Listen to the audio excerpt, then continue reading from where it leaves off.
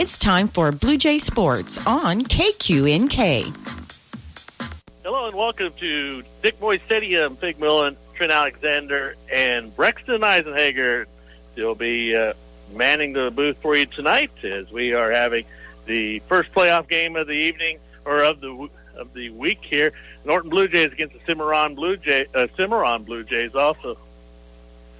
Oh, let me see. I got to read something here for you. It says, this activity is being brought to you by this station, its advertisers, the member schools of the Kansas State High School Activities Association. No rebroadcast in whole or in part may be made with the written permission of the Kansas State High School Activities. So as we are waiting for the teams to come out, I was kind of surprised that we haven't already started the national anthem, as that hasn't gone yet. But, again, it's the Norton Bluejays are 8-0 on the year. And then it is the Cimarron Bluejays who are 1-7, who's won the number 4 seed in the District 8, as Norton is the number 1 seed in District 7. So, Trent, tell me you did some research on the Bluejays. Not a lot, but, I know they have a very athletic, good quarterback, and I expect him to be a big part of their offense tonight. I know the Blue Jays defense has been stout up front, so I see that being a problem for him, but that's someone to look out for. And, of course, the Norton Blue Jays with a 20-9 win last week against the Russell Broncos. Something that we both are a little surprised about, Trent, is that the time that we went down to see the Blue Jays play the Broncos, we also thought that Russell was the number 3 seed. Right. Russell failed to make the playoffs as they now have traveled down to Southwestern Heights and play their 9th game. Yeah, I believe that was a really close variable there within a point, I think, on who made the playoffs. So Phillipsburg got that slot. Right, and Phillipsburg tonight is on their way down to Hoisington. Their game probably about ready to start here pretty soon, too. So Norton Blue Jays making their way out to the field now as we're getting ready to kick off here at the, let's see, what are we going to call this game? The district playoff? I don't even know what. our first playoff game here, and it's nice to be at home. Beautiful evening. Got some crowd in the stands. Right, and, also, like we mentioned, we have Brexton Eisenhagen here, and he is running the camera for USD 211 tonight, and Brexton will be doing some producing of this video for you. We will just be dubbing here for KQ&K and helping out here as we are trying to get set here for the opening kickoff. Well, they're getting ready for the national anthem, I believe. That's true. Got the flags, all the flags lined up over there. Yeah. All right, so we will send it back to the station for a quick 1-minute timeout. Encourage, to inspire with courage, spirit, or hope, to give help or patronage to someone. The Center Sky Dentistry Clinic and Dr. Craig Kriesig knows that the Norton community gives their support, encouragement, and fantastic patronage to them and to all the area students and athletes. Center Sky Dentistry is proud to call the Norton community home for over 35 years, and they're looking forward to serving you in the future.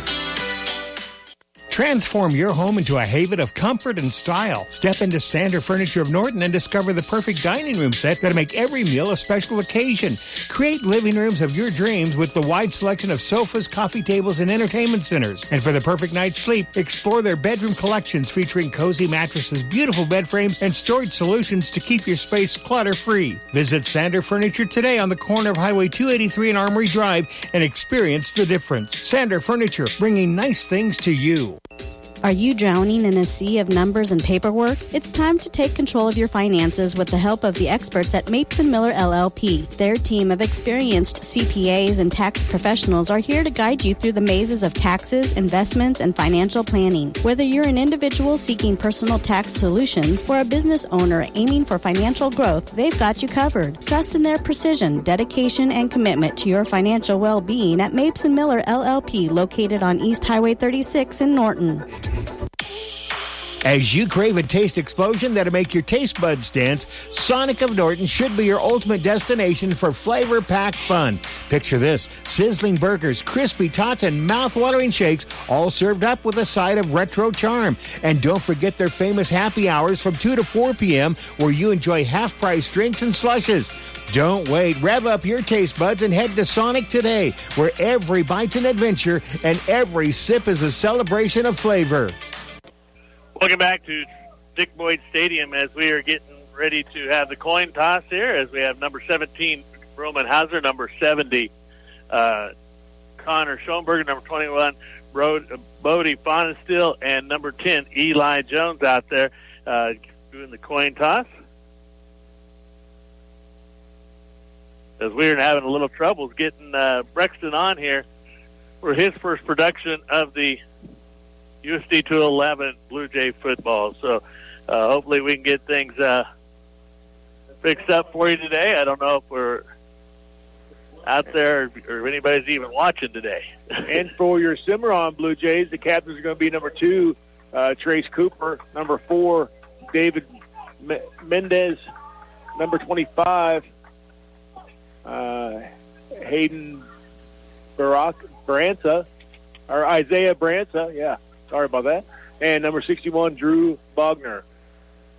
Need to look over that roster a little bit better. Some of them names are touchy. Well, I'll tell you what, it's going to be really hard today because one of our crew members is missing today, and that's going to be Nish Millen. He's our statistician, so we got to do it the old way. We got to go paper and pen. Now I lost my pen. Here it is. So, boy, can I ever get ready? My paper just has lines on it. Yeah, well. Okay. Well, we're ready to go. We got the kickoff team. All right, tell me, Trent, where are we going? Kick return team. Blue Jays are going to receive the ball. Back for the Blue Jays is going to be number 6, Dominic Balling. Number 1, Tice Melvin. The up man will be, looks like, number 32, Logan Fonestill. And I think that might be Brennan Fonestill. The opposite is an end-over-end kick. Taken in there by Balling at the 21. Is he looking for blocks? He needs to take off now as he gets off the sideline, has room to run, still on his feet, gets across the 45. Flag on the play. Yeah, Balling just kind of taking his time, following his blockers back there. But like I said, they're at the point we'd like to see him take off with a lot of speed. What was the call? It's going to be against Cimarron Blue Jays. Well, are they going to? They'll probably decline it because it's a better situation up here. Yeah, add that to the run, or it looks like he's brought down about the 45-yard line of Norton. Chop block. I don't know why they would want a chop block, right? Unless they're wanting to take somebody out. Yeah, usually a chop blocking someone receiving the ball. Yeah, it's usually a blocking. It's just like it says, chop block. So they are going to measure off the penalty at the end of the run. That's going to be a 15-yard penalty from the end of the run. The 25-yard kickoff return in there by Dominic Balling. He's been kind of pressed into duty. As I think maybe number 14 is going to take it a little bit easy tonight, and that's Tyler Backman. Well, we've seen Dominic last week, so we've seen him doing some runbacks last week. As we have a whole new different personnel out there, well, I'm going to have to give a whole much respect for my son Nish. Yeah, absolutely. Yeah, it's going to be given off to Logan Fonestill as he gets up across the 35, still on his feet, breaks it out, cuts back in. He'll be brought down at the 21-yard line of Cimarron. What a big confidence booster for Fonestill. Like I said, we're used to seeing him run the ball. He just doesn't always open the game. But what a nice big run out of the gate for the Norton Blue Jays. 19-yard run in there for Logan. As the Blue Jays will have a 1st and 10, they will mark it on the 20th. So we will mark it a 20-yard carry in there for Logan Fonestill. What a way to start the game. Very true. As a 1st and 10 from the Cimarron 20-yard line, I formation for the Blue Jays. Underneath centers Eli Jones. As he looks left, looks right, comes back underneath the center, takes a snap, again, and he holds on to it. As he breaks free, and he'll go off to the right side and into the end zone for a touchdown. Eli Jones kind of had to fight it off there a little bit in the on the line of scrimmage. Then he was able to break that off. He did. He almost made it look easy, but I tell you what, had some good blocking up front. Had 55 Trevin Enfield and 57 Colton Stover out front leading the way, doing some great blocking for him. 11:08 left here in this first quarter as the Blue Jays scored first on a 20-yard run in there by Eli Jones. The snap, the kick, it's up. It's good. Oh, I thought it was wide right. I did too. So good kick, high kick in there for Jones as the Blue Jays take a 20-0 lead. And we'll take a quick timeout. You listen to KQ&K 106.7 AM and FM Norton. Hail no. Here's some damage, there's some damage. Everywhere you see some hail damage. If this is the case after the recent storms, it's time to give me a call. I'm John Sanders of Sanders Construction Incorporated, and I have 10 years experience in repairing the damage that Mother Nature brings with wind and hailstorms. Whether you have damage to a shingle or metal roof, siding, or seamless gutters, Sanders can fix, repair, and replace Mother Nature's worst. I'm licensed and insured, so don't stress about the mess. Give Sanders a call. 785-202-0315. Again, that's 785-202-0315.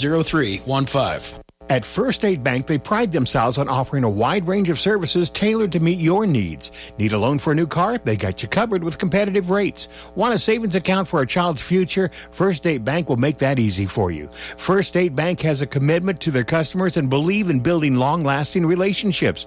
They promise to take the time to understand your financial goals. Experience the difference of banking with a trusted friend. First State Bank, with locations in Norton, Plainville, Hill City, and Hoxie. Member FDIC.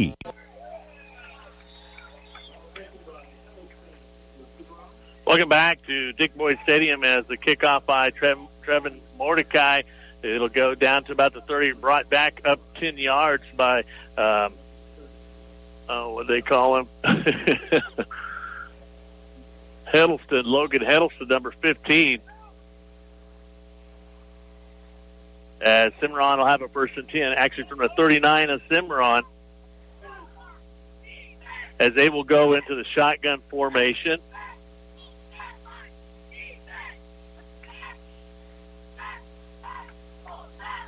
It's a quick pass over there to number 25. As he receives it, gets upfield, he's going to be brought down just shy of the sticks as he was left out there on the screenplay. Brought down by number 6, Dominic Balling, but I wonder if he might have grabbed the face mask there. I tell you what, there was a block in the back by the offense that the ref did not see.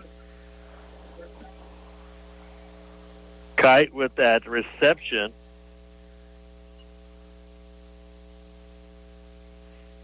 As Balling had gone a little bit high. Yeah, they're going to mark that off. Otherwise, wouldn't have been a big play for him, but that'll give them the first down.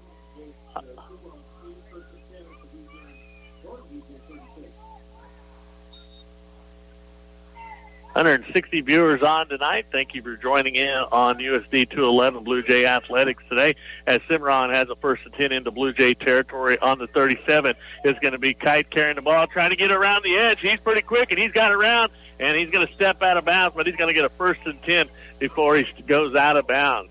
There's another block in the back that happened that I seen, but I couldn't tell why it wasn't called. They're going to give him a 15-yard carry in there. Yeah, nice little scamper. Like I said, you can definitely tell number 2, the quarterback, is quite an athlete.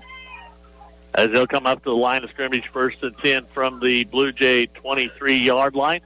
As they put stack receivers to the far side, stack receivers to the near side. Copper in the shotgun formation. As he rolls his left, he's going to cut back across the middle, going to the heart of the Blue Jay defense. May get 1 or 2 yards on that carry. And that Copper, he's just so quick and shifty. I tell you what, they're going to have a tough time trying to find him behind that line. They're going to have to stay in their lane and make sure they have that area protected. It's going to be 2nd and 10. They gave no gain there. Oh, boy, my paper's all over the place. Yeah, Stover was right in there on the tackle for the Blue Jays. Kind of stayed home, pushed him back in the middle. Shotgun formation for Copper as he puts the man into motion. Blue Jays getting restless as the quarterback draw. He finds the room off to the right side, gets gets taken out of bounds about the 20-yard line. Yeah, Tice Melvin was the original one to grab a hold of the jersey and held him up for Brennan Fonesteel to come in there and clean house.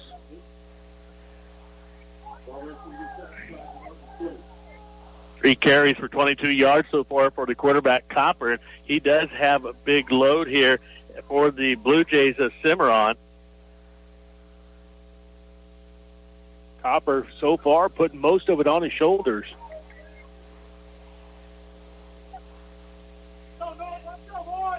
As again, the single set, and that's the quarterback, Copper, draws back, looks his right, finds a hole off the left side. He sprints right across, gets across the middle, tries to break it outside, but he's going to get a 1st and 10. He'll be brought down about the 8-yard line of the Blue Jays. Blue Jays leaving that side wide open. Yeah, we had a little issue with that last week about staying home. Those defensive ends are going to have to protect that outside lane and stay home, especially with a running quarterback like Copper.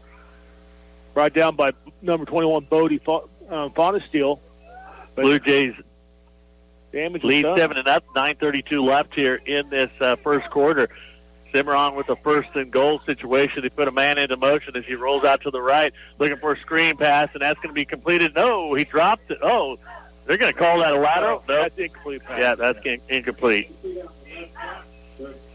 Yeah, and luckily enough, because there was a blocker out there, he would have had room to run and make some things happen, but going to bring up 2nd long for 2nd and goal. Ball at the 12-yard line. No, they got it up. No, he wouldn't have lost yards. Well, the referee's got standing the wrong way. He just realized he's... Yeah, it's 9-yard line, right? And they got an official timeout.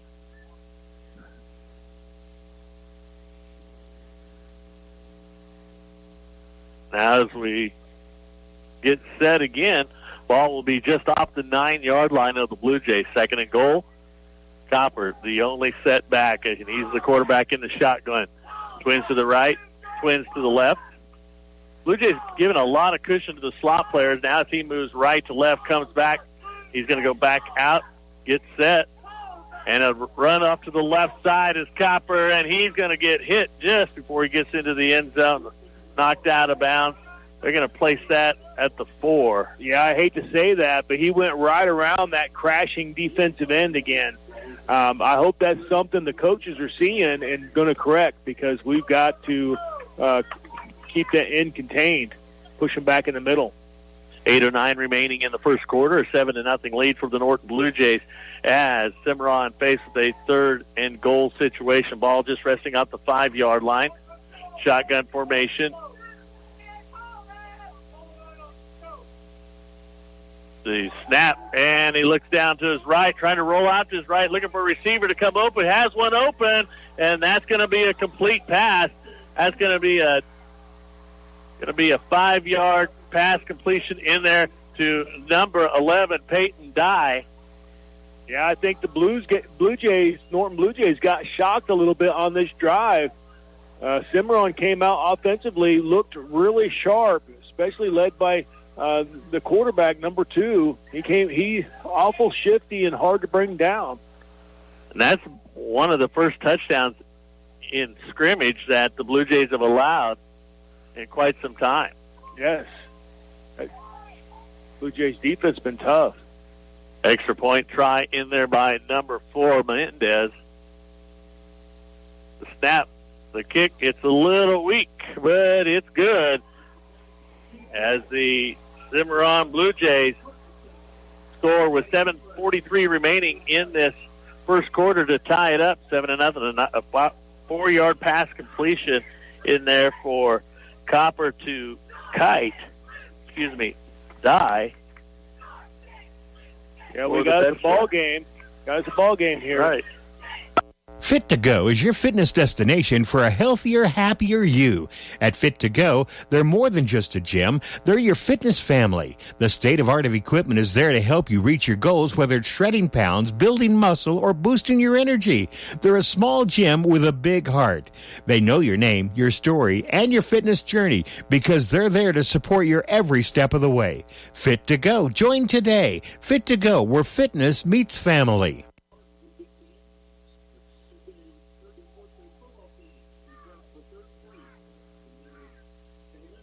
Welcome back to Dick Boyd Stadium as we are tied up 7-7, 7:43 left in the first quarter. Not a 5-yard pass completion in there from Copper to Dye. Well, let's say that the opposite way. That's bad. Yeah, it's not good. Yeah. Yeah, Copper has to come first. That's right. So back for the Blue Jays will be Balling and Melvin, the up man, Bonesteel and Bonesteel. Mendez, the kicker. Line drive kick goes to the sidelines, and it will be picked up at the 14 as Balling trying to get down the side. It'll be pushed out of bounds. Yeah, that score has Cimarron fired up a little bit. Blue Jays are going to have to come out firing here on this second drive of theirs to get the momentum back. Well, they don't want to be trading off touchdowns after touchdowns tonight either, but we definitely want to get our touchdown. That's true.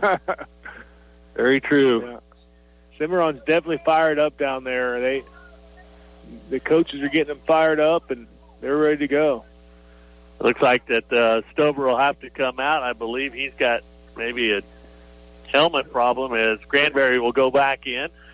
Melvin will split out to the near side. Bonesteel to the far side, I formation.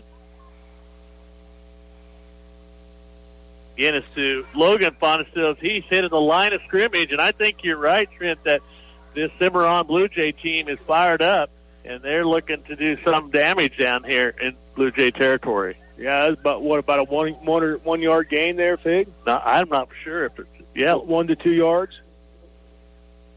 Yeah, that's going to hurt his average. Yeah. Yeah, not much room there for Bonesteel. I know Blue Jays will split out. Logan Bonesteel into the slot. Melvin to the near side. One receiver to the far side. Shotgun formation for the Blue Jays. Quick screen pass out there to Hauser as he dropped that. Yeah, he did. Right in his hands. It was a beautiful pass in there to Hauser, one he normally brings in. Kind of surprising, like I said, the defense kind of got caught off guard a little bit, and the momentum definitely shifted. The Blue Jays kind of nonchalant back there a little bit. They're going to have to pick it up, and Cimarron's fired up. So hopefully we can have a big play here and make something good happen. 7-7, 6:53 remaining here in this first quarter. 3rd and 9 for the Blue Jays as they'll put trips to the near side. Bonesteel, Melvin, and Logan Bonesteel shotgun formation.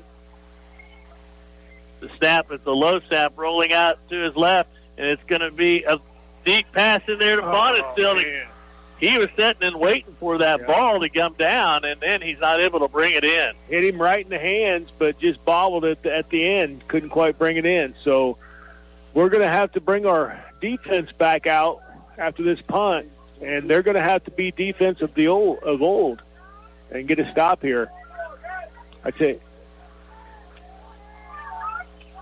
Back to punt will be Eli Jones. Back for the Cimarron Blue Jays will be number 2, Trace Copper. He's not back very far, is he? No, he's not. It's a high snap, and it's a line drive, and Copper's just going to have to chase that down there as it's going to probably rest about the 26-yard line of Cimarron.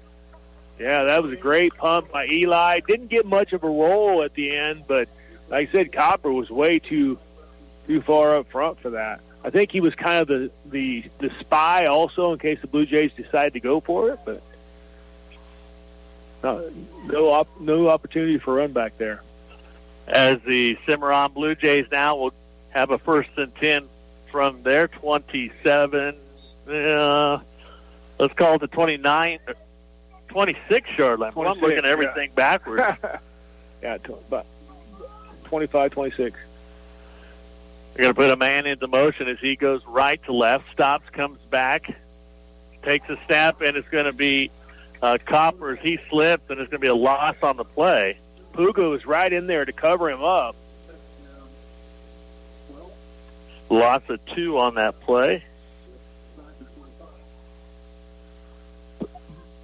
Puga's getting penetration, but by the time he gets back there, Copper's already gone. He's one way or the other already. So he's just so shifty back in there. 2nd and 12 now for Cimarron. Is 6:06 remaining here in this first quarter. We're tied up 7-7. Shotgun formation in there for Copper of Cimarron. Takes a snap, looks to his left. Being pressured now by a couple Blue Jays. Cuts back in. A flag on the play. It's going to be caught in there by number 11. And it looks like it's going to probably come back. Brought down by number 1, Tice Melvin. Die with that reception. Yeah, there had to be some type of holding back there. Also, the Blue Jays are going to have to be he's so shifty that they're going to have to plant their feet to make that tackle. Again, you know, friends and family that want to watch this live, USD 211 is sponsoring this video, so you'll need to go to Bluejay Athletics, like that page, and you will be able to follow this game here at Travis Field, Dick Boyd Stadium, as that penalty will send them back to the 14-yard line. 5:38 left here in this first quarter. We're tied up 7-7. It's going to be a 2nd and 22 for the Cimarron Blue Jays as they have trips to the near side, single receiver to the far side, put the man into motion as he goes right to left, and it's going to be a quarterback rollout to the left as he gets by a couple Blue Jays, but they're going to catch him just before he turns upfield. Yeah, Bodie Fawn's still there to kind of guide him out of bounds. This spread offense is actually kind of giving the Blue Jays a little fit. It is. But the key thing about this offense is that the quarterback's very quick and can get to the corner quick. And he's been 90% of their offense. Yeah. No gain on the play. Going to bring up 3rd and 22 for Cimarron. Big stop here needed for the Blue Jays, Norton Blue Jays. Twins to the near side, twins to the far side. Cotter looks to his right, takes the snap, looking downfield, being pressured by a couple Blue Jays. He steps up, but it's going to be somebody big in the middle. Mullins got him. Mullins? Yeah, Mullins got him with the sack. Going to be a loss of 4. That's going to make that a 4th and 26.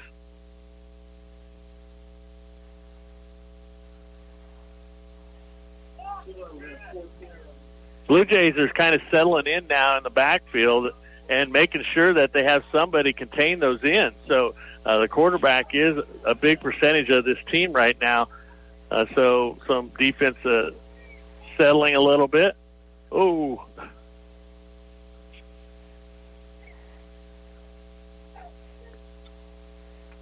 And the snap and the kick, and it's a high kick. Nobody back for the Blue Jays, as they were hoping to keep it on this side of the 50, and it'll be down at the 46 of the Cimarron Blue Jays.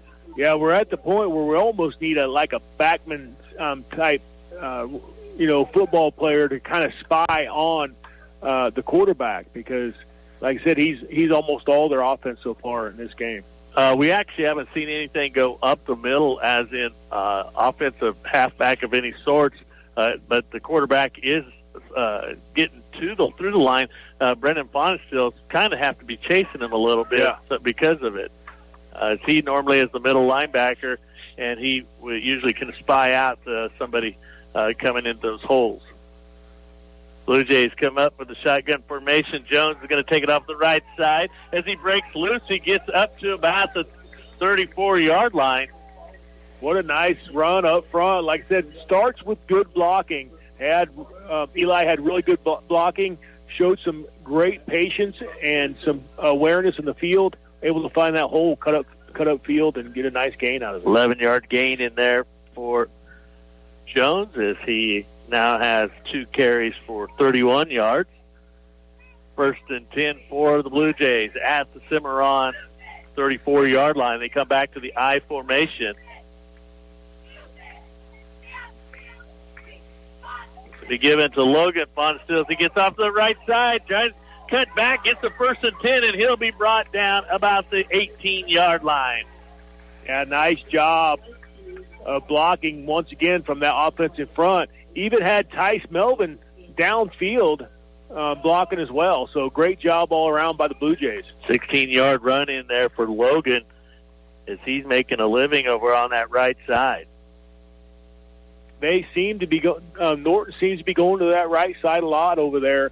Got Colton Stover and Corbin Puga holding down that right side. 1st and 10 from the Cimarron 18-yard line. Blue Jays maintain that I formation as Jones looks to his left, comes back underneath the center, takes a snap, goes off to the right. It's going to get him a couple more yards, maybe 3. I think Coach Melvin's thinking, we got a pretty athletic running quarterback ourselves, so kind of giving them a little bit of their own medicine there. Nice little 5-yard run or 4-yard run from Jones. I kind of see the philosophy. I mean, they've got to stop Logan Fonstill before they need to concentrate on Jones. Jones is actually, we're going to need him down the road, so we don't want him to be running and getting hurt of any sort. As the Blue Jays maintain the I formation, Jones screen passes out to Melvin. Melvin cuts upfield, goes through one tackler, and he's going to be knocked out of bounds about the 7-yard line. Well, I like the way you're thinking there on that, Fig, but playoff football, you're not guaranteed the next game. You got to get through this one first. That's true. And it's 7-7. That's the first completion in there by Eli Jones to Tice Melvin. Yeah, great connection there. He should have had a couple earlier, but Jones is throwing extremely well tonight. It's just nice to see one finally brought in. 2:31 left in this first quarter, 7-7. Blue Jays are using a lot of time in this drive here as they are in the near hash. They're going to have Fonstill in the slot, three receivers to the near side. Underneath centers, Eli Jones as he cuts up off the right tackle. He'll get across the 5 up to the 4. Enough for a 1st and goal for the Blue Jays. 2:26 left in the first quarter. 7-7 is our score. Fumble on the play, and Jones is going to pick it up. Still on his feet. He can throw it. I wish he'd almost throw that away. Yeah, throw it away of some sort. Throw it through the end zone. Big loss on the play now. Yeah, Jones, I can't blame him trying to make something happen there. Got caught from behind and ended up with about a 15-yard loss there by Norton. This is almost territory where we throw Hauser one in the end zone, maybe in the corner of the end zone. Or Bodie. Well, Bodie's out there. Out there too. Yeah. Although Bodie's missed one day, so's Hauser. But you know what? Those guys get warmed up, then they'll never drop out of their hand all night. Right. High formation for the Blue Jays as Jones drops back, looks to his left, has a receiver. Oh, I had Melvin open. That was Hauser. Hauser, he's on the 1. I thought he got in there. Man, I thought he was in there. Well, what a call you made there, Fig. Well, I thought he was going for Melvin. I know. And then stepped in front is Hauser. As they're going to have 3rd and goal at the 1-inch line. I don't know what the confusion is here. They're stacking up the middle. Yeah, Jones is going to take it around the end. Yeah, and he does go off the left tackle. I think he was trying to survey who was moving. Yeah, which hole he wanted to get in. And, great heads up there by Eli. He actually went off and moved into another lane, into another gap on the left side instead of going up the middle. Well, and I think that they've read the tape or seen the tape, and they've seen the stacking of up the middle, knowing Jones is going to go there. And I think he just kept walking to his left and say, hey, you know what, nobody's following me, so nobody's spying on me. Exactly. So that we're going to go for the left side this time if they're not going to move on us. And that results into a 1-yard touchdown in there by Eli Jones as the Blue Jays go up 13-7. The extra point kick is up and good. 1:22 left here in this first quarter. Norton with a 14-7 lead. You listen to KQ&K 106.7 AM and FM Norton. United Northwest Federal Credit Union proudly supports our local athletes and wishes them good luck this season. At United Northwest Federal Credit Union, we work hard every day to make life a little better for you, your family, and our community. When you need to open a checking or savings account, get a new debit card or credit card, apply for a personal, auto, or mortgage loan, or seek financial advice, United Northwest Federal Credit Union is here for you with better and more personal service. For more information, visit unwfcu.org. Equal housing lender, NCUA insured. If you're hearing a little strange noise from your vehicle, it's time that you give your car some TLC. At Ingalls Sales and Service, they have a great selection of parts and accessories, and their expert mechanics will help you with your car maintenance and repairs. So swing by Ingalls Sales and Service, where your car deserves the best, and they've got it for you. Drive in, drive out, and drive happy with Ingalls Sales and Service, your best car's friend. Visit them today at 209 West Lincoln in Norton. Went all that there. So you got almost all the field. Welcome back to Dick Boyd Stadium as the Blue Jays scored a 1-yard touchdown by Eli Jones with 1:22 remaining in this first quarter. Trevor Mordecai doing the kicking for the Norton Blue Jays. Back for the Cimarron Blue Jays. It's Copper, and it's going to be a short kick, and it's going to be taken at the 29 in there by number 5, I believe, Keeler.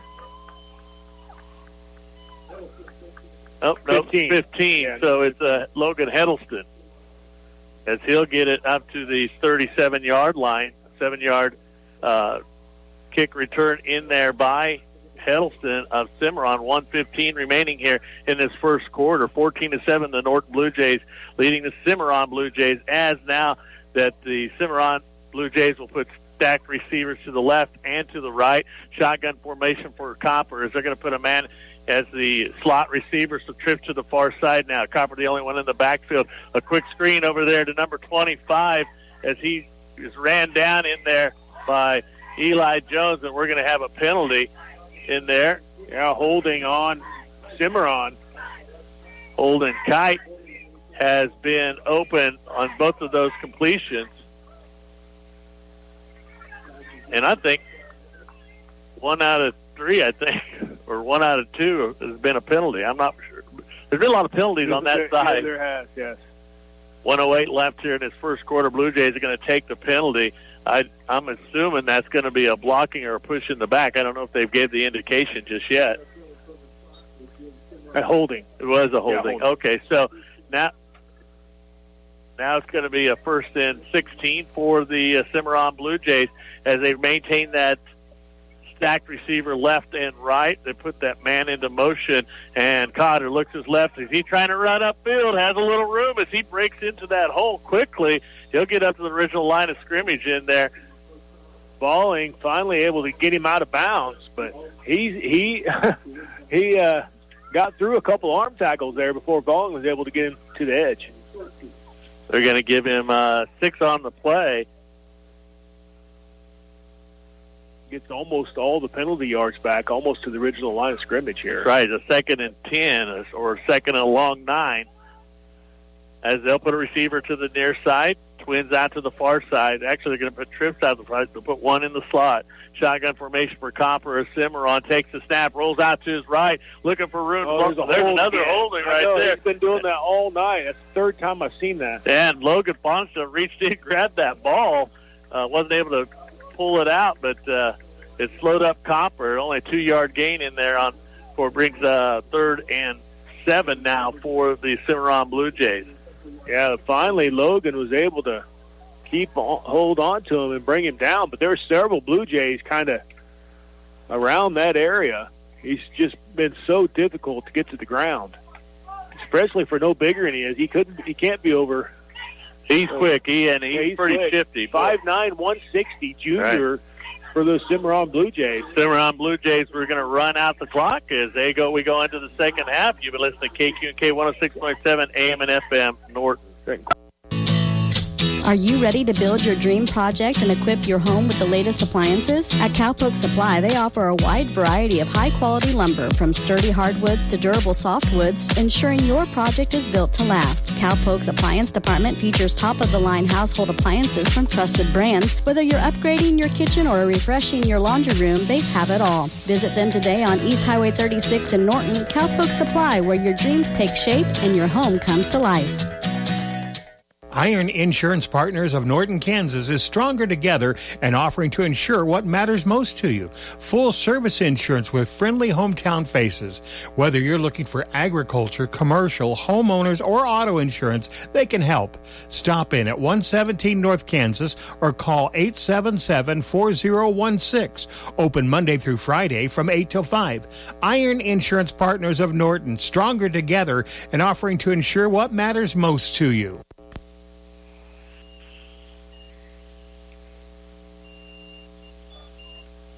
Welcome back to Dick Boyd Stadium as the second quarter will begin with the Norton Blue Jays leading 14-7.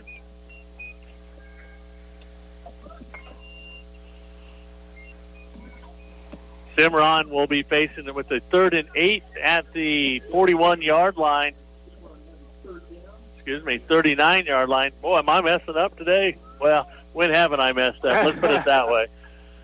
So they're going to put 3 receivers to the near side, 1 into the slot, also on the near side. Single back, and that's going to be the quarterback. 1 receiver to the far side. They just empty that backfield as the quarterback's going to go right. And he looks downfield. He has a man wide open, and he's going to catch that ball as he had to wait for it as Melvin started coming up because the quarterback was on there. That was almost a Hail Mary, if you ask me. Yes, it was. And I tell you what, he was wide open, had to wait for the ball, but was able to bring it in. And Cimarron continues to move it downfield. Looks like about a 33-yard pass completion in there to number 4, Mendez.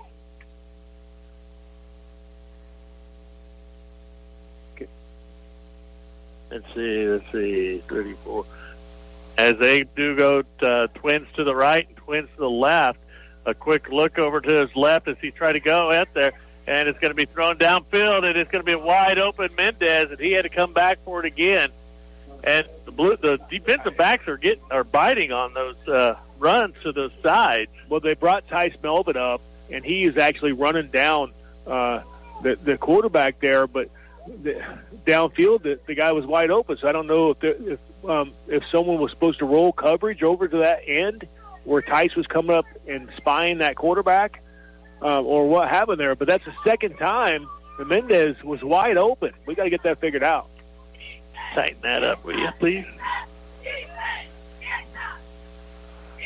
2nd and 10 now for Cimarron as they put a man in motion right to left. Takes the snap. Copper looking downfield, being pressured, and it looks like it's going to be, almost intercepted in there by Balling as he was looking for that ball, and the intended receiver threw a hand in there, kind of disrupted. If Balling would have been just a little more aggressive there, I think he would have had a pick or a pick there, but couldn't quite bring it in. Something that really would have been nice for the Blue Jays and the momentum shift.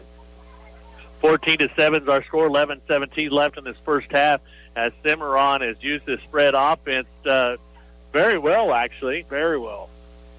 Kind of caught the Blue Jays off guard a little bit, this daunting defense of the Blue Jays. Trip to the near side, single receiver to the far side, man into motion, and it's going to be Copper. Copper rolls back out to his right, being pressured by a couple Blue Jays, and he's going to be brought down. That should be intentional grounding because he throws it out of bounds. Didn't even make the line of scrimmage.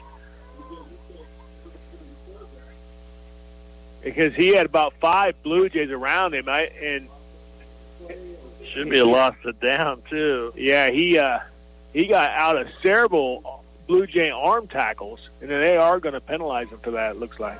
Well, yeah, they're going to say he stepped out of bounds, I'll bet you, over there. Well, he was pushed out of bounds because there were several Blue Jays in there. I didn't see who all was over there or who got him, but a bevy of Blue Jays for sure. Well, that's a loss of 9 on the play.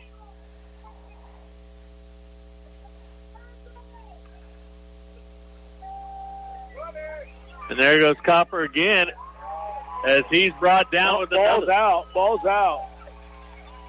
There's a penalty. Logan Fonesteel with the tackle. Made a nice tackle, and Mullins came up with the fumble. But then their flag came in flying in after the change of possession, I believe. I'm hoping that he meant to throw his beanbag. Oh, yeah, it'd be nice. Yeah. Yeah. Yeah, Fonesteel with the tackle, and he fumbled the ball. What is the call? I didn't hear. Oh, they waved it off. Oh, they waved it off. Maybe it was supposed to be a beanbag. Oh. Yeah. I bet it was intended for a beanbag. Yeah. Main thing is Bluejay football. So nice job by Logan Fonesteel to not only bring him down, but to cause the fumble, and then Brody Mullins with the. Blue Jays now come back into their I formation, 1st and 10 from their 40-yard line. Eli Jones underneath center takes the snap, pitches it out in there to Backman. Backman gets around to the right corner, breaks it out for the outside, and he's down the sideline. He's going to be taken out about the 15-yard line. Nice run in there by Tyler Backman as he gets knocked out of bounds at the 15-yard line. It'll be 1st and 10. Yeah, Backman showing his speed. Once he gets around that right end, he was headed for home. 45-yard run for Tyler Backman on his first carry of the night. Pitch in there by Jones. 1st and 10 for the Blue Jays. Backman back in there at the tailback position. That crossbuck in there, and it's Backman off the left side. It'd be about 9 yards on the carry. This is the first series for Backman? Yeah. Yeah. You know, I think they were going to give him a little break. He's got a little sore knee, and I think that's kind of thought to give him a little break and see they just use him sparingly. It's given off in there to Brennan Fonesteel at the fullback position. He'll get the 1st and 10 and down to about the 1-yard line. Yeah, Brennan Fonesteel running tough. The big thing is he had ball security. He had both arms around that ball. Norton's in a hurry up here. Eli under center. High formation. Eli pushes forward as he gets across the line of scrimmage with a 2-yard touchdown run. Yeah, Jones, so hard to stop when you get down around the goal line. He just has a nose for the end zone. Blue Jays go up 20-7, 9:53 left here in this first half. And I just know Nish is back there laughing at me. Yeah, bringing somebody else on here late. There we go. And it looks like we might have a encroachment, and somebody's going to line up over the ball. That's going to be half the distance. They might want to go for 2 here. But I don't know if they will or not. Oh, no, they're going to say they're going to infield is the one that they're taking off. It must be equipment problem, and they made him go off the field, and he's the long snapper. So looks Blue like Jays several are coming off. Blue Jays are going to go for 2 now since they did that. Mm-hmm.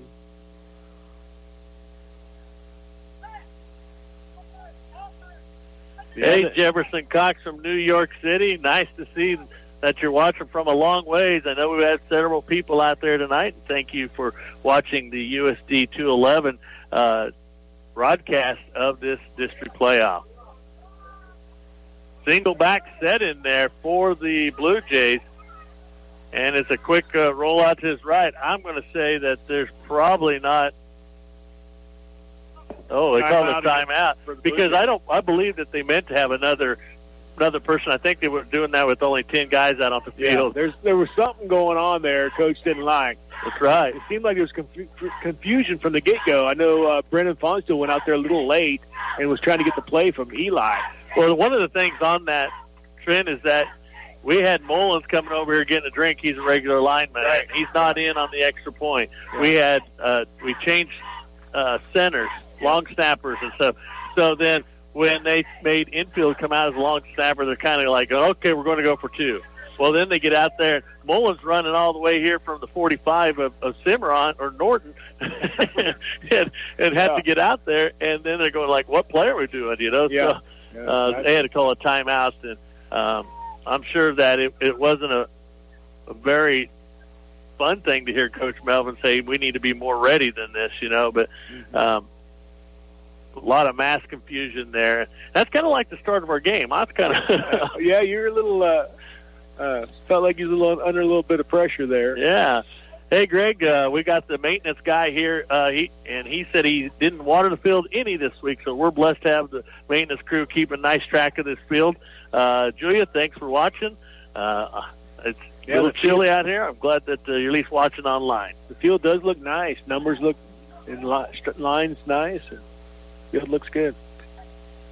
As we go back out to the extra point, and it's the I formation for the Blue Jays, and it's going to be handed off in there to Logan Fonestill, and he's not going to get anywhere as they speared their way in there behind the line of scrimmage to grab the legs of Logan Fonestill. Yeah, that play surprised me there a little bit. I thought they would went with something different. But you've been listening to KQ&K 106.7 AM and FM, Norton. Every day, more than 700 women in the U.S. are diagnosed with breast cancer.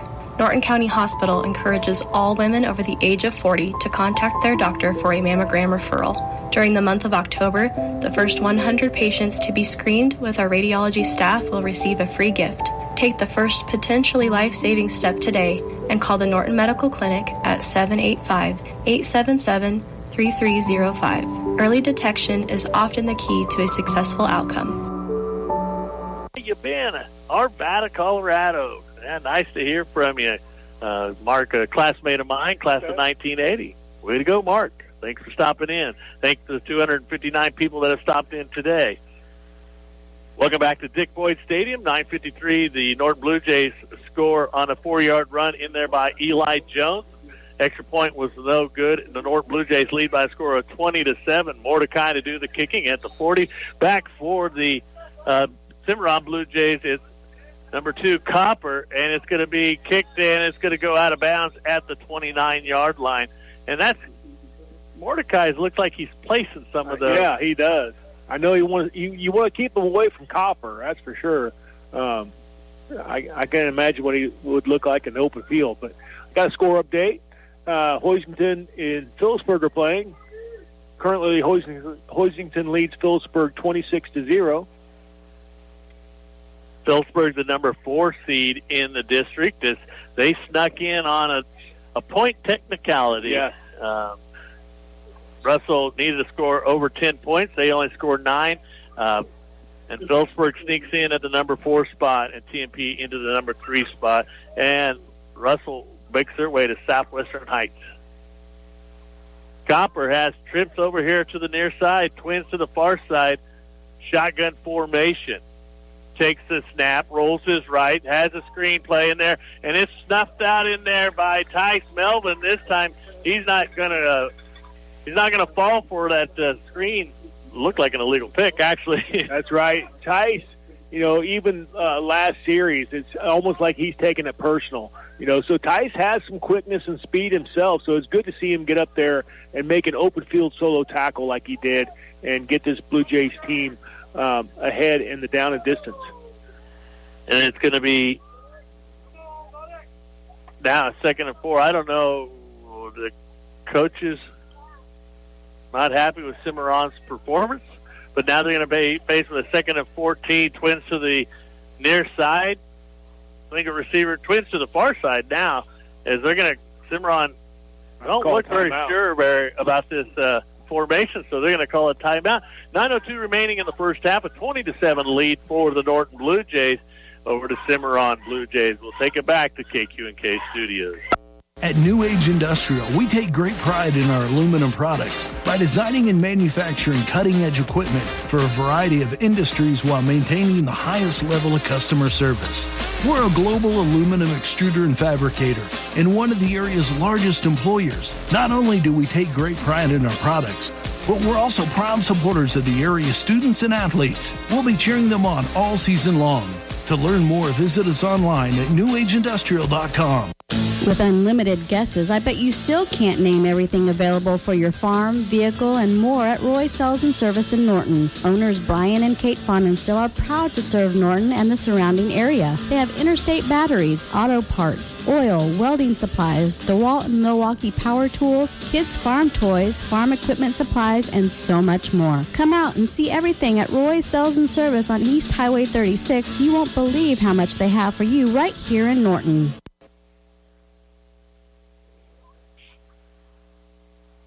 Welcome back to Dick Boyd Stadium, Travis Field, as the Cimarron Blue Jays face the second and 14, 9:02 remaining in the first half. Norton Blue Jays with a 20-7 lead.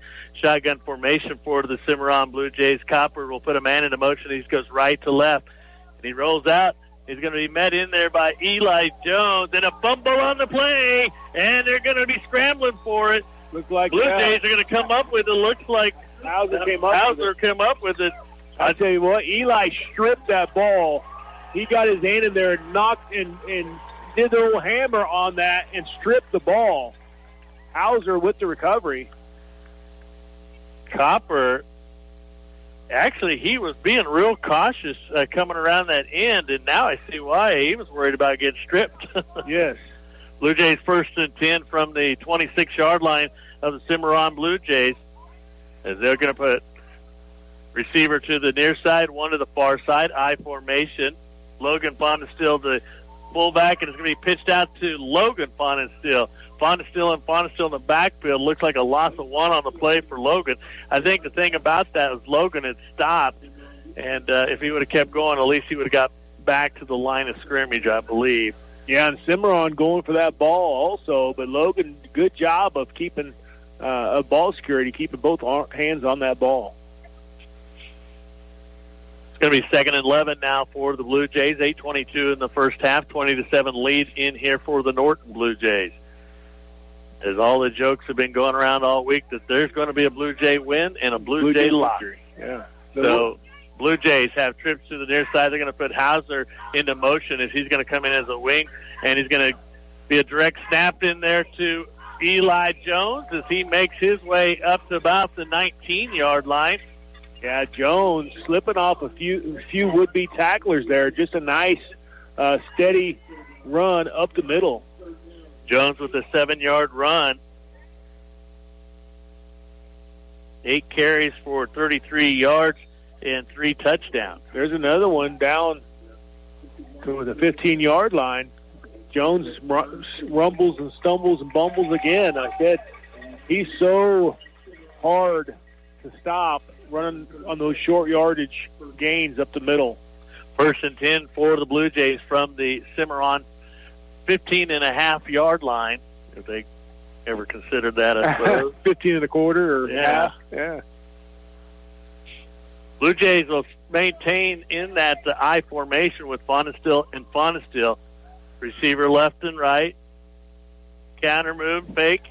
Eli rolls out to his right, has a man, and that's Hauser. Hauser trying to stay up and keep that ball in, as he'll get up to 4-yard line. Another nice catch in there by Hauser. That was good for a 11-yard catch in there to Hauser, and now it's 1st and goal.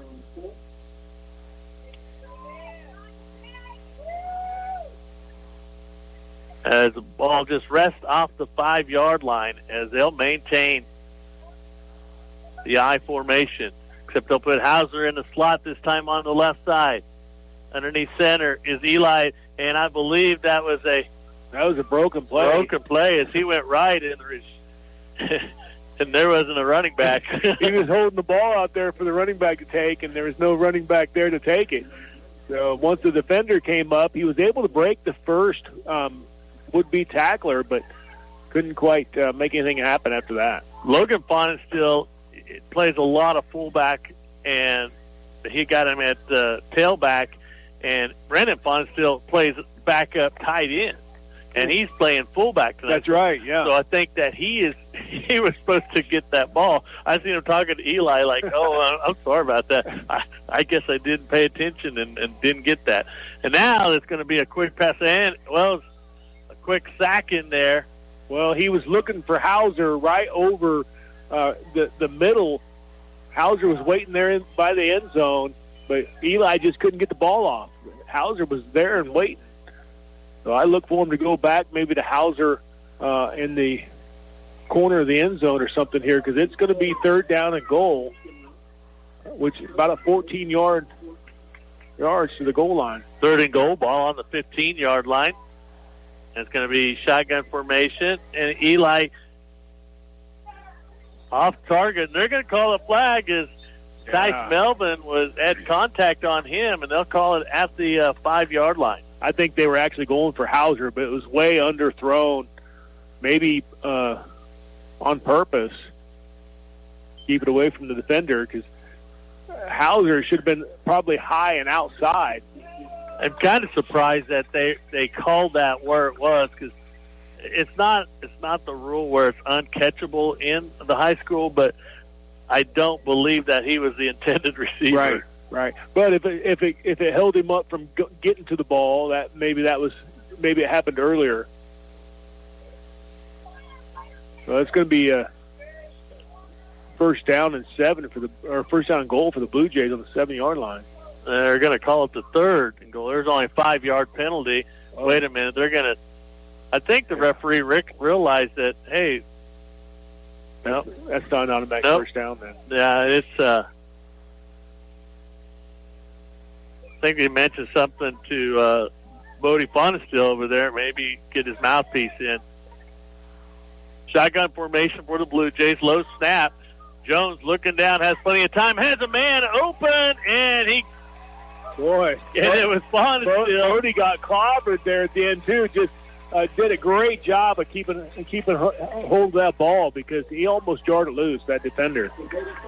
Bodie, nice job. And Eli, right on the money, hit Bodie right in the numbers. Bodie took a really hard hit there at the end, but was able to hold on. Fonestill with his first catch of the day. That's 8-yard touchdown from Jones. Extra point try in there by Eli Jones. The holder, Tice Melvin, infield, the long snapper. 5:07 left here in this first half. Norton with a 26-7 lead. The snap, and there's going to be offsides, as it was a fire drill, and Tice Melvin had to come up with it. Not only is Copper the leading rusher, leading passer, he's leading something in penalties. I don't know. He come around, he was offside by 4 yards, 5 yards. Ty's got to hold that ball. He was pretty excited to run the fire drill, I think. He went through the motions anyway. So that brings the ball a little bit closer. Do we go for 2 to get that extra point back? Yeah. The analytics say that you go for 2 once there's a penalty. I don't know who runs the analytics, but I can't even spell it. I don't know why. I use too big a word. Blue Jays come back up to the line of scrimmage in their I formation. Receivers left and the right. The extra point attempt, they're going to go for 2. They did fail on the one they had earlier today. Jones comes up underneath center, rolls back, being pressured, throws across the middle, and it's going to be completed to Roman Hauser. Roman Hauser is such a big target down there. And, Jones has been on the money all night long. Hit Hauser high up around the helmet area, and really no opportunity for the defender. Well, Jones is 4 of 6 for 28 yards and a touchdown. Really haven't had to do much on the passing, so maybe that it's just kind of nice to have that, Yes, definitely. And to get that run game established. So Blue Jays with a 28-7 lead here at 5:07 left. We'll go to the KQ&K studios for a quick 30-second timeout. Yep, it's that time of year again. As the seasons change, so does your health and wellness needs. At Moffitt Drug, they've got you covered from head to toe. If you're feeling under the weather, no worries. The friendly pharmacists are there to help you find the perfect remedies for those pesky fall colds and allergies. And don't forget to get your flu shots and essential vitamins to stay in tip-top shape all season long. Remember, your health is their top priority at Moffitt Drug, downtown Norton, where autumn meets wellness. Welcome back to Dick Boyd Stadium. The Blue Jays scoring a 4-yard pass, or excuse me, what was it, 8-yard pass completion to Bodie Faunensteel. Extra point, 2-point conversion was good. A pass from Jones to Hauser. Our score 28-7, a high end-over-end kick in there, and it's almost recovered by the Blue Jays, and is recovered by the Blue Jays. No indication, and Tice was down there, but it was number 15, Jack Carter, with the recovery. Jack down there to kind of keep that ball in, and then, like I said, the offensive person touched it, and Jack was able to jump right on there. Nice job by the Blue Jays, Norton special teams, making it happen tonight. So Blue Jay ball on the 43-yard line of Cimarron. And they tried to explain to me that they needed to catch, or somebody needed to touch that ball. Well, Tice was trying to just down the ball there, or else it was going to go out of bounds. So that's exactly what he did. He was able to Cimarron keep that in touched bounds. the ball after that, and Jack Carter jumps on it. Blue Jays in the I formation, dropping back is Jones as he goes deep, and he has a man open, and it's going to be Tice Melvin for the touchdown and the flag. And pass interference. Tice had pass interference against him, and he still caught the ball. I mean, what a beautiful placement in there by Jones, right over the inside shoulder of Melvin. Melvin looked that ball in and made a beautiful catch down the sideline. 43-yard pass completion in there from Eli Jones to Tice Melvin, over the shoulder catch, and the pass interference on top of that. That might be one of the nicest passes I've seen from Jones tonight, or this season. Just a beautiful pass right over the 40 yards, right over the shoulder of Melvin. 43 from Jones to Melvin for the touchdown. They'll go for the 1-point extra point.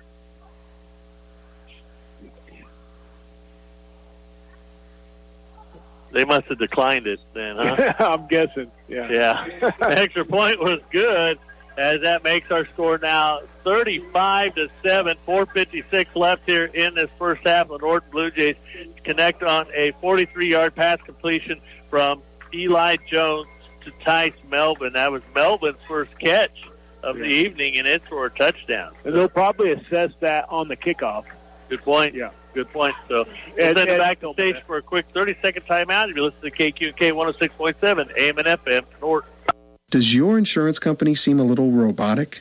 Here at Insurance Corporation, we experience pride in producing plans suitable for 87.023% of the entire population. When it comes to protecting your future, no one can replace a human. At Farm Bureau Financial Services, we sit down with you for a super check and together create a plan that's right for you.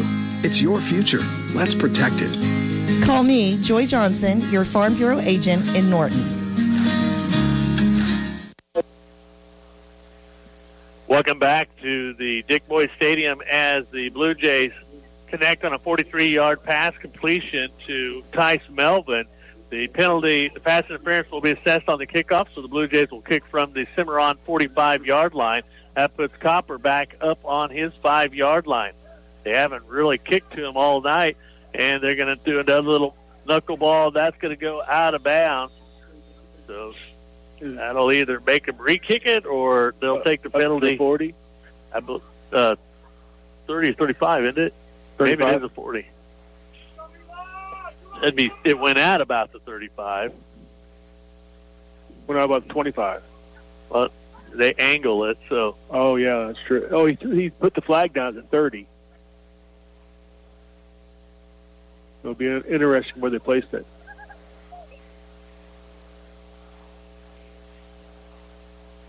So let's see here what the coach indicates. And they will make them re-kick. Okay.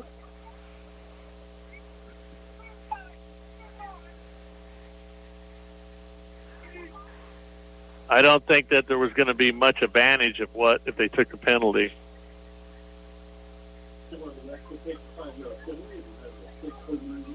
It's an interesting strategy they have on kickoff here. Like I said, angling it towards the sideline, trying to keep that away from Copper. Mordecai kicking off from the 50-yard line, 4:56 left in this first half as they first kick in there. And there's a lot of pushing and shoving going on in there. Hey, Tice Melvin was right down there wreaking havoc. But he had made first contact. Yes, he did. But the thing about it is that somebody pushed him and he pushed him back. And I'm really surprised that there isn't unsportsmanlike on both teams there. But yeah. Traxton Ragland down there in the mix on that tackle. 1st and 10 for Cimarron from the 29-yard line of Cimarron. As they put quads out to the far side, single receiver to the near side. Copper in the shotgun formation. Blue Jays come up the line of scrimmage, maybe try to disrupt that a little bit. And he leads his receiver.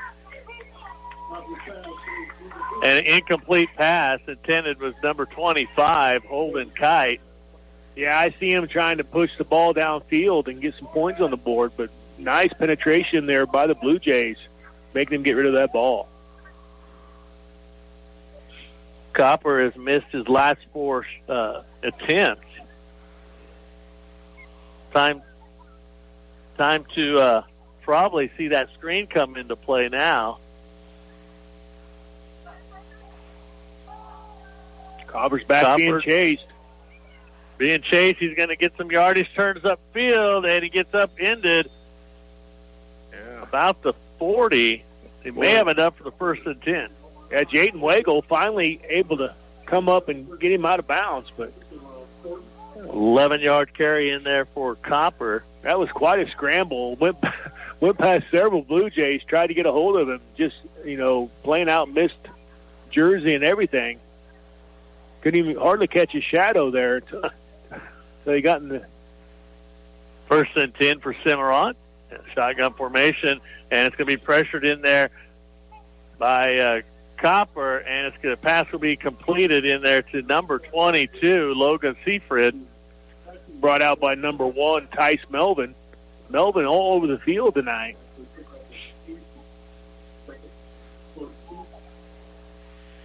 Going to be 2nd and 2 for Cimarron. They got to play in, and they're coming up to the line. 2nd and 2, 4:13 left in the first half, a 35-7 lead for the Norton Blue Jays. Shotgun for Copper of Cimarron as he gets it downfield, and incomplete pass. Intended receiver again was Seafrid. Coverage in there by Tice Melvin. I tell you, Hauser breathing down the back of Copper. Little hold on him as well. I think if they wouldn't have got a jersey tug on Hauser, he would have been there maybe a step earlier, and things would have turned out a little different.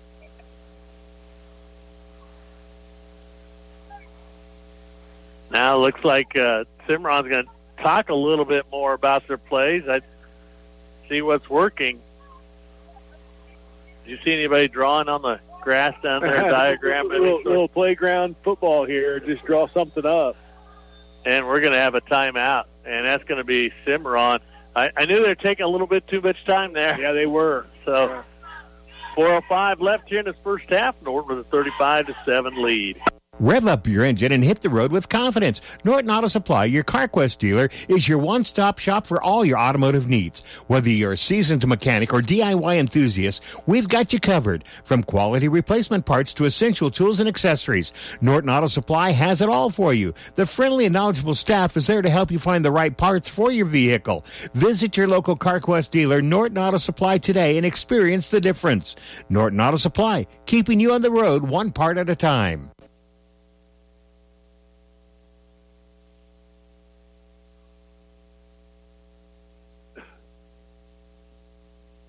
Welcome back. A timeout taken in there by the Cimarron Bluejays. 4:05 left in the first half. A 35-7 lead for the Norton Bluejays, and the ball resting at the Cimarron 48-yard line.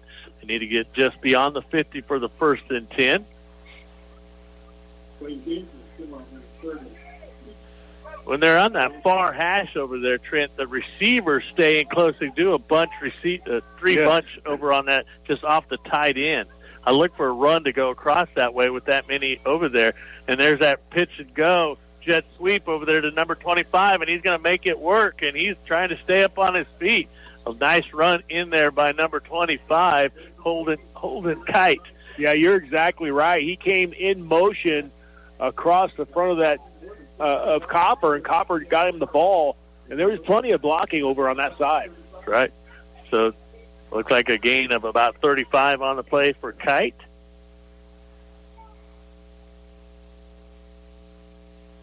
As between the left and the right, Copper being pressured, gets hit a couple times, and they're going to get a face mask. I believe there is going to be a face mask in there.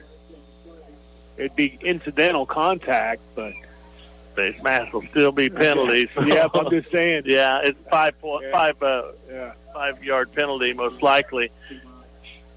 But he still got out of that. There was 5 Blue Jays around him. One of them got him by the face mask, and he still got out of that and was able to push the ball or pass the ball downfield. It's just amazing. Copper, the athletic ability of the quarterback Copper. And personal foul, face mask on the Blue Jays, and that will be the big one. Must have turned his head. Must have, yeah. So that'll be 1st and 10 for the Cimarron Blue Jays. That'll put the ball just off the 20-yard line of Norton. Plenty of time here for Cimarron. 3:43 left in the first half here. I don't know if you remember this, Trent, but 2 years ago when we went to Cimarron, we were the other team. Right. And we were on the same end here. 3:43 left in this first half. Shotgun formation, stacked receiver to the far side, and we're going to have, is that going to be delay a game? And it will be a delay a game on Cimarron. That'll back them up 5 and make it a 1st and 15. Not that I was trying to be mean on saying that at Cimarron, but I remember they had a quarterback that just ran all over us, and we just couldn't stop. And I believe that we got 50s run on us that night, and a long ways home. I'll tell you that much. Yes. Pass in there to a wide open receiver for the Cimarron Blue Jays. I believe that's number 4, Mendez. Right down by number 35, Fontaineville. 10-yard pass completion. And I tell you what, Copper, not only can he run, but he's such a dual threat. That was a nice pass downfield. Right on the numbers for Copper. As they come back up, this time they're going to have a fullback or tailback, Seafried, right to the right of Copper. As they'll put him in motion, he'll go right to left. And the Copper looks to his left, being pressured by a couple. Blue Jays has room to run off the left side, and he's going to be in the end zone as he went through a couple Blue Jay arms. Three Blue Jays in a diamond pattern, and he ran right through them like they weren't there. It's amazing stuff, I tell you. He's a really good quarterback. He's very shifty, and he turns on the jets when he needs to. With 2:52 left in the first half, a 15-yard run in there by Trace Copper. As they put that swinging gate out there, they come in back and get into formation for the extra point. Mendez, the kicker. Copper, the holder. And the kick's up. And, boy, the whistle was a quick whistle, but it was good. Yes, it was. So the 15-yard run in there by Trace Copper for the touchdown, and the extra point good by Mendez. Puts their score 35-14 with 2:52 remaining here in the first half.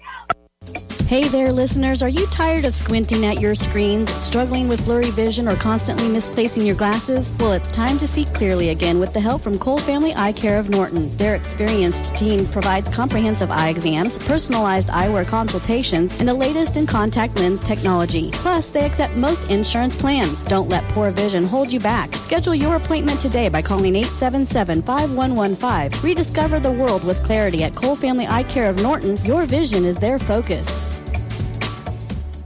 That we have up there, it's a scoreboard in the upper left-hand corner, so that's kind of part of the new equipment that I purchased here about a month ago.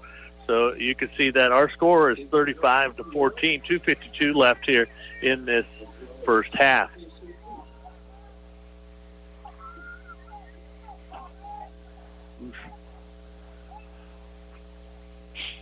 Welcome back here to Dick Boyd Stadium as Mendez will do the kicking for the Cimarron Bluejays.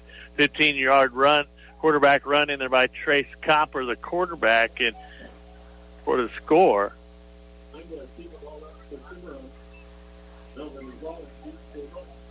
Mendez set to do the kicking duties. Back for the Bluejays will be Balling and Melvin. Kind of got a bunch formation here. Is this offside territory? No, they'll probably form a V and come back out. There's an offside right there. Onside kick, just like I thought. Yeah, that was offsides. When they got it, I knew they were set up for an onside kick, and like I said, I'm with you. It looked like they were offsides a little bit, but Cimarron recovered. So the Cimarron Bluejays will have a 1st and 10 on the 49-yard line of the Bluejays. 2:49 left in this first half, and they've got a little more fresh air now that they get that touchdown. Yeah, Blue Jays have got to quit arm tackling. They got to square up and tackle somebody. 1st and 10 for Cimarron as they have the shotgun formation. Copper goes downfield, doesn't have a man open, and Tice Melvin puts an arm or two in their hand or two and knocks it away. Oh, I thought Tice was in position to come down with that ball. He was stride for stride in there. I think was that Mendez down there? I tell you, 1 second later, and Hauser would have clean clock back there. He had to pull up at the last second, but one more second, Hauser was putting pressure on. Screen pass in there by Cimarron to Mendez as he'll be knocked out of bounds right at the line of scrimmage. Melvin all over the field tonight, coming up in run support, out in coverage. They will give him 2 yards on that play. Doesn't look like it. Nice heads-up play there by Tice Melvin, able to get him pushed out. 2:35 left. Did the clock even move? Hardly. Yeah. Hardly. 3rd and 8 for the Cimarron Bluejays as they have twins to the far side and twins to the near side. Shotgun formation to the right is number 25, Kite, and it's going to be number 55 for the Bluejays and number 57 in the backfield to get the sack on Trace Copper. Loss of, let's call that a loss of 6 on the play. The 4th now and 14. Just what the Norton needed there. Norton's. Nobody's going to come back for the Bluejays. We'll see if they're going to go for it, as Copper is also the punter. They try to put a man into motion. I don't know. There's a quick kick in there. Bluejays almost got that kick, too. As they were trying to get the 5-yard penalty they must have had a better 4th and 10 than they did a 4th and 14. I tell you what, 4th and 14's tough, and you don't want to give Bluejays the ball on the Cimarron side of the field. The way the Norton's been moving the ball down the field. Norton will have a 1st and 10 at the 19-yard line of Norton. 1:39 remaining in the first half as they lead 35-14. I see him maybe potentially trying to move this down the field deep, maybe to a Bodie or back to Melvin.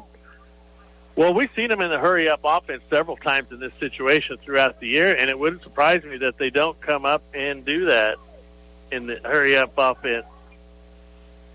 And it's going to be Jones off to the left side as he had Hauser up blocking for him. Looks like a gain of 5 on the play for Jones. It'll make it 2nd and 5 for the Blue Jays. Hauser out wide. And it's going to be Hauser with the ball as he changes hands and he gets tripped up. Yeah, he probably could have made it to the out of bounds if he wouldn't have cut in first, but still plenty of time here. 10-yard gain and a 1st and 10 for the Blue Jays. Hauser with that 10-yard catch. And deep downfield is Melvin, and they overthrow him. Melvin slowed up a little bit on that route. I kind of surprised me. I think if he had kept running, Jones would have found him down a little bit deeper down the field.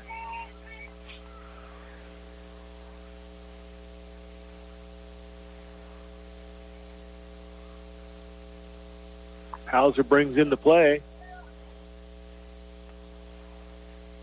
Well, this scoring isn't as easy as I thought it was. We used to do this.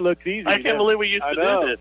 2nd and 10 for the Blue Jays. Shotgun formation. Jones looks to his right, has Hauser up. He gives it to Melvin as he comes across the field.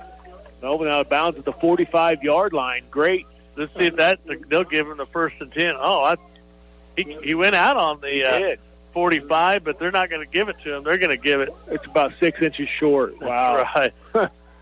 Wow. All right. Brings up 2nd inches. And so with the 35-14 lead, 1 minute remaining here in this first half, I don't know that I want to put my quarterback in there for a quarterback sneak. Let's go ahead and give it back to the tailback. He was doing some nice yardage early. Maybe they'll go with that. And that's what they'll do with that counter. And it's going to be Logan Fun still with the carry. Gets across the 50. A gain of 8 on the play for Logan. That counter move was a nice move in there by the Blue Jays. They come up the line of scrimmage in a 1st and 10 situation. Shotgun formation. Jones looking downfield, has a man open, and it's going to go the short route, and that's going to be Hauser as he'll get enough for the 1st and 10. Yeah, nice throw in there by Eli. Hit Hauser in stride. Hauser's looking to see if the coach wants a timeout. 1st and 10 for the Blue Jays at the 36-yard line. Hauser says, hey, do we want a timeout? Yeah, we got two. Norton has 2 timeouts remaining here. I'm sure they want to keep them as long as possible. Really opens up the playbook when you got additional timeouts to work with. 1st and 10 for the Blue Jays as they spread it out with trips to the near side. Roll out by Jones. Jones looking downfield. Going to go with the longer guy and the middle guy, and that's going to be Melvin as he steps out of bounds. I thought he was going to go for Bonestill here in the short route. I thought so, too. I tell you, had 2 receivers in the area. Honestly, could have been going either way, but Tice Melvin, nice job. Hit Melvin in stride, really heading towards the sidelines. Melvin able to get out of bounds. Blue Jays just methodically moving this ball downfield from the arm of Eli. 2nd and 4 for the Blue Jays. 27 seconds left on the clock for the first half. And Jones looking down the middle, goes down the middle, and his intended receiver was Bodie Bonestill, but Bodie didn't look back. It was a low catch anyway. So. Yeah, Bodie was not expecting that. I think Tice thought he was going to cut inside, and Bodie was going deep to the end zone. So it'll be 3rd and 4, 21 seconds remaining in the first half as the Blue Jays lead 35-14. One of the rare misfires on this drive. And we've seen this hurry-up offense by the Blue Jays numerous times this year, and I'm not for sure that they're not a little tired right now. Jones looks to his left, runs up the middle off the side, breaks one tackle, stiff arms one, not going to get away with that one. He may be short of the I stick. know Eli was looking for the sidelines to save clock, but he should have went upfield for the first down. That would have stopped the clock anyway, or we could have had an opportunity to take a timeout there. Now they're going to have to run it anyway and then take a timeout immediately. It'd be 4th and 1 now for the Blue Jays with 13 seconds remaining in this first half, 35-14 lead for the Norton Blue Jays. The ball resting at the 27-yard line of Cimarron as the Blue Jays will put two receivers to the near side, one to the far side, I formation, and it's going to be Jones up the middle, gets across the 20, up to the 18. Okay, that's very important, the 18-yard line, because that really gives you 3 plays. With 9 seconds left, could give you 2 to 3 plays to the end zone. So it's very important that Jones got up to that far. Timeout. We'll send it backstage for a quick 30-second timeout. Norton leads 35-14. What makes Pioneer brand list E3 soybeans different? Pioneer offers proven products and decades worth of expertise to help make growers successful. Clydesdale Agronomy has the expertise and support to help growers successfully adopt this responsible weed control system. Learn more at pioneer.com/enlist-E3 or contact your local Pioneer sales representative, Randy Clydesdale, at 785-871-7745. Go Blue Jays. Welcome back to Dick Boyd Stadium. Norton calls a timeout as they have the ball on the 18-yard line of Cimarron. They do have the 35-14 lead. 9 seconds remaining here in this first half. As Hauser will line up in the slot. Nope, he's going to be the wideout. Bonestill will be in the slot. Two receivers to the far side, and that's going to be Melvin and Logan Bonestill. Jones looking to his left, going to be pressured, gets away from one, throws downfield, and he has a low pass, and it will be, did they complete it to Hauser? They did. Yeah. Good thing there's not a replay, because I think maybe the ground might have helped him out, yeah. Yeah. So Hauser puts it on the 1-yard line. 1 second left, Big. What kind of play you got here? Well, obviously, 1 second, we're probably going to use the quarterback. But I wouldn't doubt that he would probably roll out and run pass option, maybe. Well, and we could do an option, but I'm kind of thinking like when he was down here on the other end, where, of course, there's more time on the clock, but he had actually looked and picked out his spot while he was looking at Coach, because they were stacking the middle with linebackers and extra linemen right up over the center. So he might be picking his way to see where he's going to pull up to get that 1 yard. Yeah, Eli's been so hard to stop on these short yardage runs up the middle. He just has a knack for finding the gap.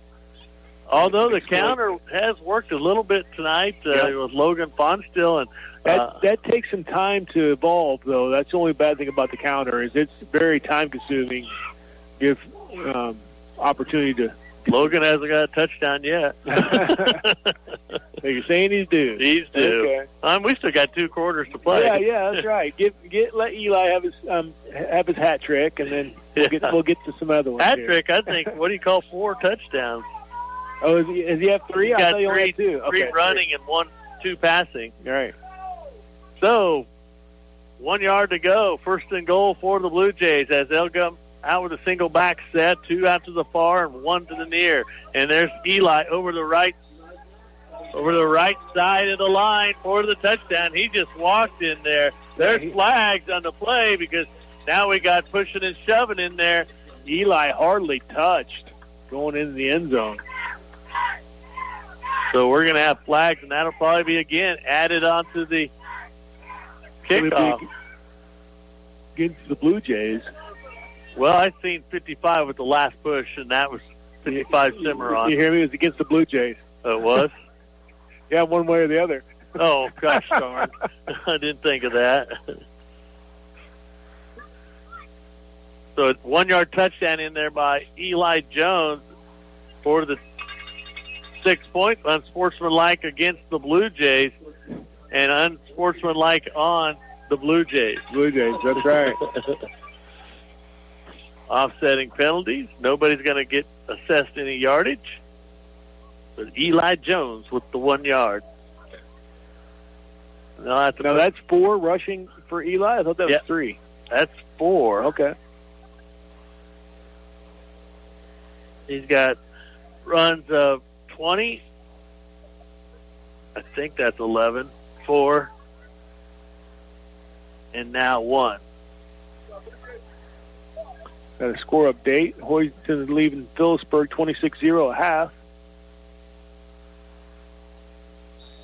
Extra point try in there by Jones. 41-14 is our score now. No time on the clock. Extra point attempt here.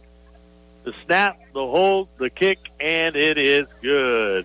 So at halftime, the Norton Blue Jays with a 42-14 lead over the Cimarron Blue Jays. We're going to send it back to the station. And when we come back, we're going to have the, unofficial stats. Unofficial stats, yeah. Good to KQK 106.7 AM and FM, Norton. Everyone has a big to-do list nowadays. With a busy schedule, it's easy to forget about yourself. Don't neglect your dental health. Schedule a quick and easy dental checkup with Dr. Shirt. They're open Monday through Thursdays, 8:30 to 5. Call and set up an appointment today at 785-877-2821 or stop in at 205 South Kansas in Norton. Dr. Shirk and his staff are ready to get your smile looking its best. Champions know that success starts with hard work and support from the right team. My friends at Nextech are proud to be a part of that team, whether you need technology at home, at work, or in the field. From reliable fiber internet and TV Now for your home to time-saving IT and security solutions for your business, Nextech is ready to help you win. Visit next-tech.com today to learn how to make Nextech part of your championship team. Precision under pressure. That's what area students and athletes strive for every day, and Natoma Manufacturing Corporation strives to produce the highest quality products, along with great communication in their drive to achieve their goals. Natoma Manufacturing Corporation wishes the best for all of the area students and athletes this school year and wherever they are going in life. Good luck and have fun out there from Natoma Manufacturing Corporation, located on East Highway 36 in Norton. When life happens, Boxler Insurance will be there to help you get through it. This is David Davis from Boxler Insurance Agency. Be prepared for life's unexpected events with one of our many just-in-case insurance options. We not only assess your insurance needs and get you the policies that best meet those needs, we will also be there if you ever need to use those policies by assisting with submitting claims. Start to finish, we're there for you. Contact us at 785-877-5128 or stop by our office located at 108 North 1st in Norton. Happy Halloween from your Jamboree. On sale this week, 80% lean ground beef, $3.98 a pound. Bone-in assorted pork chops, $2.98 a pound. Jack-o'-lantern pumpkins, $4.98 each. 5-pound bag Best Choice red or gold potatoes, $2.48 each. Best Choice saltine crackers, $1.58 each. And select varieties Best Choice chunk or shredded cheese, just $1.98 each. Enjoy these savings and more this week at your Jamboree Foods with locations in Norton and Hill City. The power of the bear, the stealth of a cougar, and the endurance and strength of a Mustang. That's what you'll find in the ATVs and UTVs at Norton Sports Center. At Norton Sports Center, you can find just what you need, and they know how to care for them when you need service. Give your hunting an edge this year when you know you can trust the ATV or UTV that will get you where you want to go. Find your advantage at Norton Sports Center, located on West Highway 36 in Norton, or give them a call at 785-877-5452. Encourage, to inspire with courage, spirit, or hope, to give help or patronage to someone. The Center Sky Dentistry Clinic and Dr. Craig Kriesig knows that the Norton community gives their support, encouragement, and fantastic patronage to them and to all the area students and athletes. Center Sky Dentistry is proud to call the Norton community home for over 35 years, and they're looking forward to serving you in the future. Transform your home into a haven of comfort and style. Step into Sander Furniture of Norton and discover the perfect dining room set that'll make every meal a special occasion. Create living rooms of your dreams with the wide selection of sofas, coffee tables, and entertainment centers. And for the perfect night's sleep, explore their bedroom collections featuring cozy mattresses, beautiful bed frames, and storage solutions to keep your space clutter-free. Visit Sander Furniture today on the corner of Highway 283 and Armory Drive and experience the difference. Sander Furniture, bringing nice things to you. Are you drowning in a sea of numbers and paperwork? It's time to take control of your finances with the help of the experts at Mapes & Miller LLP. Their team of experienced CPAs and tax professionals are here to guide you through the mazes of taxes, investments, and financial planning. Whether you're an individual seeking personal tax solutions or a business owner aiming for financial growth, they've got you covered. Trust in their precision, dedication, and commitment to your financial well-being at Mapes & Miller LLP, located on East Highway 36 in Norton.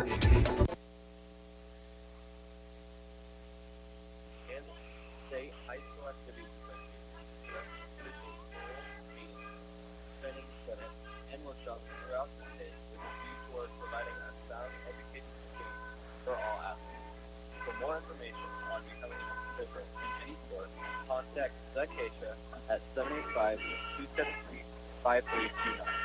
A public service message from your Kansas State High School Activities Association. Hey, welcome back to Dick Floyd Stadium. Halftime 42-14. Hey, I want to give a shout-out to USD 211 and Brexton Eiserhagen, who is doing the camera work for you, the live coverage of this football game today. And, of course, he's producing and reading off the commercials that he's supposed to read off. And so if things are different, it might be better, it might be worse, but you know what? You're getting to see a game of the Blue Jays. So, hey, if you're on there, say hi to Brexton and thank him and USD 211 for this kind, generous broadcast, as KQ&K is not able to broadcast without making payments towards Kansas State High School Activities Association. So this is brought to you by USD 211. Trent, we're at 42-14 here, and we're are we dominating? I mean, yes, we are at the scoreboard, but we've allowed 2 touchdowns in the first half. Which is strange. We're not used to seeing that. Like I said, our defense is usually we're used to seeing such a dominant performance out of them. But overall, I thought they played well. We're winning the turnover battle, so that's very important, especially in playoff football. You got to win the turnover battle. But overall, I thought maybe early on the defense might have got caught off guard with some of the things that Cimarron was doing, where they were spreading them out. And then you got to give up to Copper. I mean, he's been extremely hard to bring down. Rarely comes down with the first contact. It usually takes multiple Blue Jays to attempt to bring him down. So you got to give up to him. He's 90% of Cimarron's offense, and he's just extremely a great athlete, extremely good athlete. Well, for stats, and I'd like you to know, this is unofficial stats because my regular statistician, Nish Millen, not in town today as he was obligated to be in a wedding up in Nebraska this weekend. So we knew this was coming. Were we prepared? No, but it's fun to kind of get back to the old way we used to do it, pen and paper. Unofficial, as Nish has all these stats, I'll tell you what, when I ask him for stats to give to other radio stations and other news media, he sends me 7 pages all the way from tackles to kickoffs and yardage per play and yardage and numerous different kind of stats in there. So actually what I have for Eli Jones in the passing, he's 1, 2, 3, 4. He's 8. He's 8 for 12. 8 for 12 passing for 107 and 2 touchdowns. Okay. So 2 touchdowns. So we haven't seen a lot of passing from Jones, but when he needs to, he will get it out there. So we also have Jones running 15 carries for, and I didn't even add that up. And there's a couple big losses in there, but he does have 3 touchdown running, 2 touchdowns by passing. Logan Fonstill, he's out there for 8 yards, 6 carries for 43 yards. Hauser is out there for record 6 carries for 6 catches for 65 yards. Melvin has 4 catches for 65 yards. Brendan Fonstill has 1 carry for 8 yards and a touchdown. Why I had him down as a touchdown. Has that been right? I don't know. Like, I'm trying to help Brexton run the camera, trying to take pictures, trying to keep the score. Well, I don't know what to tell you. I remember Brendan running down by the end zone. I couldn't remember if he's the one that punched in or not. I can't remember. We'll have to look at the box score later. Yeah. So let's just have fun with this, Copper has been passing the ball. He has about 19 passes, and he's been missed 1, 2, 3. I might even be wrong here. 3 for 9. He can't be 16 for 19, could he? I wouldn't think so. Yeah, but anyway, he's doing well in the running. Also, I apologize. He's got 15, and he's got 1, 2, 3, 4, 5, 6. So he's only 9 of 15. Yeah, that sounds about there right. you go. But Copper has been doing it with his feet and his arm there, and his receiver has been Mendez. I have him 3 catches for 46 yards. Kite caught it 3 times for 70 yards. The 2 touchdowns came by Copper, as he's pretty shifty out there. 1 in the pass and 1 in the run on there. So shifty is putting it lightly. Yeah. So, so much for the stats. I can't even read the writing. and on the defensive side of the ball, like I said, we normally see the Brendan Fonsteels and the linemen, the Pugas and Mullins and things like that. But tonight, it's been, the defensive backs that are making the tackles for the Blue Jays. You got Balling with 4 tackles and Tice Melvin with 4. Then you come up, and, of course, you got, Brennan, our middle linebacker. He's our leading tackler for the Blue Jays. He's got his tackles, 3 tackles in there. And then you got multiple single guys with single tackles. But the big thing I want to talk about is, obviously, the strip sack. Eli Jones has a strip sack, which was a turnover for the Blue Jays. And then Mullins had a fumble recovery. Hauser had a fumble recovery.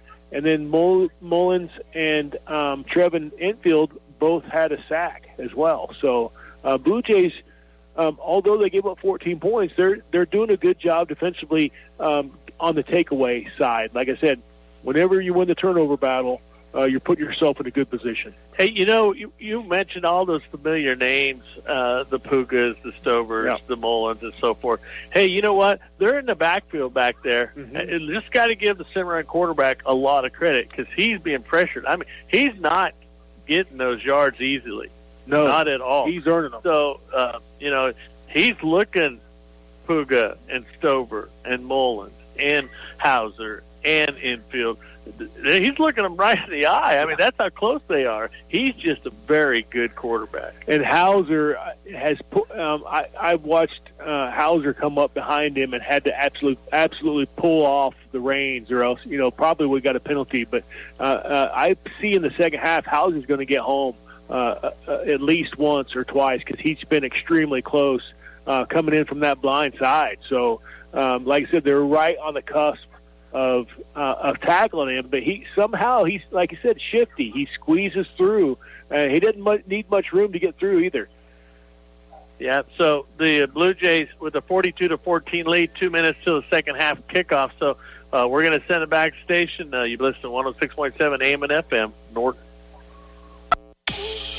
As you crave a taste explosion that'll make your taste buds dance, Sonic of Norton should be your ultimate destination for flavor-packed fun. Picture this: sizzling burgers, crispy tots, and mouth-watering shakes, all served up with a side of retro charm. And don't forget their famous happy hours from 2 to 4 p.m. where you enjoy half-price drinks and slushes. Don't wait. Rev up your taste buds and head to Sonic today, where every bite's an adventure and every sip is a celebration of flavor.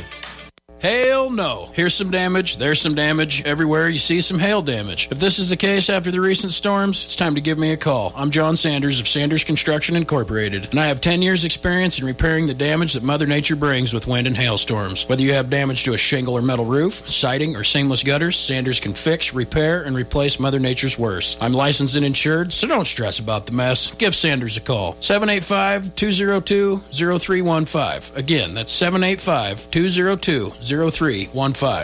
At First State Bank, they pride themselves on offering a wide range of services tailored to meet your needs. Need a loan for a new car? They got you covered with competitive rates. Want a savings account for a child's future? First State Bank will make that easy for you. First State Bank has a commitment to their customers and believe in building long-lasting relationships. They promise to take the time to understand your financial goals. Experience the difference of banking with a trusted friend. First State Bank, with locations in Norton, Plainville, Hill City, and Hoxie. Member FDIC. Fit to Go is your fitness destination for a healthier, happier you. At Fit to Go, they're more than just a gym. They're your fitness family. The state-of-art of equipment is there to help you reach your goals, whether it's shredding pounds, building muscle, or boosting your energy. They're a small gym with a big heart. They know your name, your story, and your fitness journey because they're there to support your every step of the way. Fit to Go. Join today. Fit to Go, where fitness meets family. United Northwest Federal Credit Union proudly supports our local athletes and wishes them good luck this season. At United Northwest Federal Credit Union, we work hard every day to make life a little better for you, your family, and our community. When you need to open a checking or savings account, get a new debit card or credit card, apply for a personal, auto, or mortgage loan, or seek financial advice, United Northwest Federal Credit Union is here for you with better and more personal service. For more information, visit unwfcu.org. Equal housing lender, NCUA insured. If you're hearing a little strange noise from your vehicle, it's time that you give your car some TLC. At Ingalls Sales and Service, they have a great selection of parts and accessories, and their expert mechanics will help you with your car maintenance and repairs. So swing by Ingalls Sales and Service, where your car deserves the best, and they've got it for you. Drive in, drive out, and drive happy with Ingalls Sales and Service, your best car's friend. Visit them today at 209 West Lincoln in Norton. Welcome back to Dick Boyd Stadium. We're about 2 minutes away from the second half kickoff as they're running off that warm-up 2 minutes or 3 minutes, and we'll get this game back in order as the Norton Bluejays with a 42-14 lead here at Dick Boyd Stadium. Don't know if we had any updates yet on the Larned TMP because the winner of that will be the opponent for the next week should the Blue Jays move on. Yeah, I haven't heard anything on that yet, but maybe somebody online can text it if they have it in there. Kind of do some crowdsourcing here. So if you're Coach Melvin, what kind of message do you have for the guys at halftime? Well, the thing about it is that yes, they have a big lead, but they can't take any plays off. Really. No. So it's like, hey, okay, if you're going to take a break, we need to go 99%, not 100. I mean, we can take 1%, but let's not take any time off because the quarterback is beating us around the edge. So, and he's just throwing up field. So he might be talking to defensive backs, say, hey, listen, he's just throwing the ball up. He's just throwing it up to where his receivers can run underneath. So let's just see. If we can kind of pay attention and see if we can get under that. And we started containing it better a little bit in the second quarter, but that first quarter we were really losing contain. But I think they got some of that under control. Now if we can just get some of the coverage downfield in play. I thought Tice Melvin had a really good second quarter. I think, he put a lot of it on his shoulders to make something happen out there, and he did a extremely good job at that. Under 1 minute, second half kickoff. Here's a couple scores after into three quarters. It's TMP 10, Larned nothing. The winner of that will take on the winner of this game. We also see that Plainville was trailing Hutch Trinity by a score of 13-6. Those are some of the updates that we currently have. Rossville 28-7 lead over Riley County. So the Blue Jays going to kick off to Cimarron Blue Jays here in this second half as the Blue Jays a 42-14 lead here at Dick Boyd Stadium. So it must be a pretty good game there in TMP. 10-0, yeah. And that is at Larned. Or at Larned, yeah. Yeah, and that's a crazy. They turn the lights off and they play music when Larned scores. Oh, wow. Boy, that is crazy. I don't know if it's legal, but it's crazy. No. Mordecai to do the kicking duties for the Blue Jays. Let's see if he's got a plan today as we get set for the second half here at Norton. It's another high end-over-end kick, and it's a fumble on the play. Out of bounds. Out of bounds. And it was taken by number 32, and he took a hit. Eric Garcia. Was that Tice Melvin that just blew him up? Yeah. Oh, man. Tice plays way above his body structure. I mean, he plays like he's 6'5", 200 pounds down there. Around the field. Tice isn't very tall, but Garcia's only 5'5". Yeah, so if that looked like it was a hit to the head, then it's only because Tice is only like 5'8", Yeah. 5'9". First and 10 for Cimarron as that ball did go out of bounds in possession of Cimarron. The ball on the 46-yard line, first and 10, as they put trips to the far side. A screen pass in there to number 6. Tice got held there. Yeah, too. He did. No flag. And right in front of the ref. That's multiple holds, at least 4 holds that I could see, clear up here in the booth. I don't know how they're not seeing that on the ground. Schlesner with that catch there. Blatant holds down there on the field. 4-yard gain. 6-yard. 6-yard. Now it's be 2nd and 4. They put a man into motion. Copper looking downfield, being pressured by a couple Blue Jays, and he's running back and forth. He's at the 30, drops back that far, a lot of room. He's going to stop and throw to an open receiver, and it's going to be broke up in there by Brennan Fonestill. Boy, he went all the way back to the 32-yard line, and the ball is at the 49 of the Blue Jays. Yeah, Hauser breathing down his neck, just couldn't quite get him down, but he threw it downfield. I thought Brennan might have had a chance at that ball. Kind of underthrown there a little bit, and rightfully so, throwing off his back foot. I'm going to just pay attention to the game. I can't read my chicken scratches anyway. It's going to be 3rd and 5 for the Cimarron Blue Jays as they have a man into motion, and Copper looks to his downfield and overthrows his intended receiver, Schlesner. I don't know if he necessarily overthrows it. Schlesner had it in his hands about helmet high, had both hands on it, just went right through. It's going to be 4th and 5 now for the Cimarron Blue Jays as they're contemplating and running that ball. The ball is across the 50-yard line, and as some coaches play it, it's like if you're across the 50, we're running it. Yeah. We're not punting it, and they're going to go for it. Let's watch to make sure Blue Jays don't jump off sides. They've tried that once. Look, might be a quick punt too if they can't get them to jump. And it's going to be a quick punt. Nope, they're going to try to pass it, and incomplete pass. Oh no, they're going to give it to him.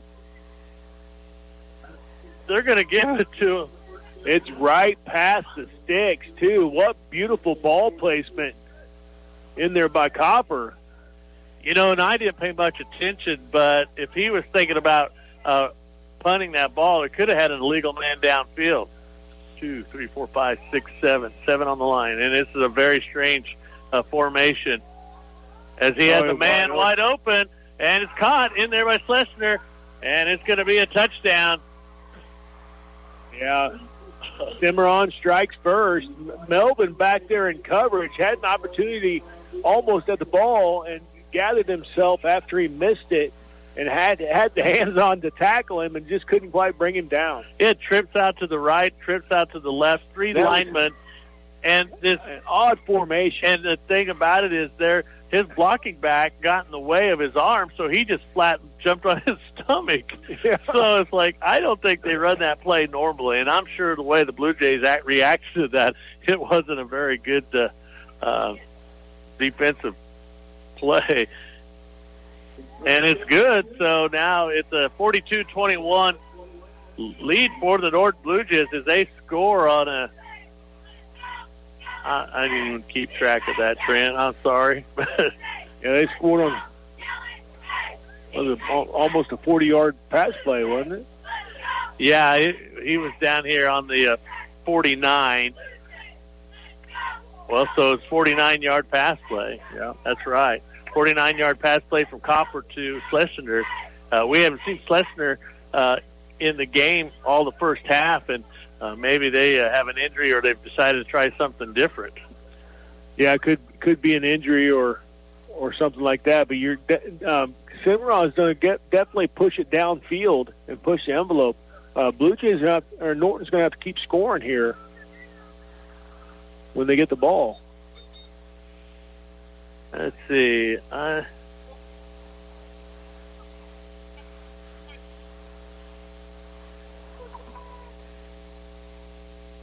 Well, Jeff and Neil, the thing is that Norton, if they should win this game, and Larned and TMP at number 2 and number 3 seed, the number 1 seed will get the home game.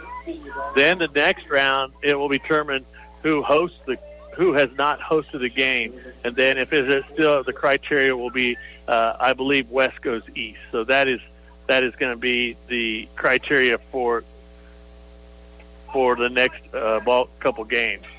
So onside kick worked the last time. Let's see if they're going to go for it again. As they offside, it's going to be off. They didn't catch them the first time. Yeah, infield caught that ball, but somebody was over there calling fair catch, and they didn't catch it. Jack Carter was calling fair catch, and infield went up in front of him and caught the ball. And Jack calls it only because he's got a cast on his hand.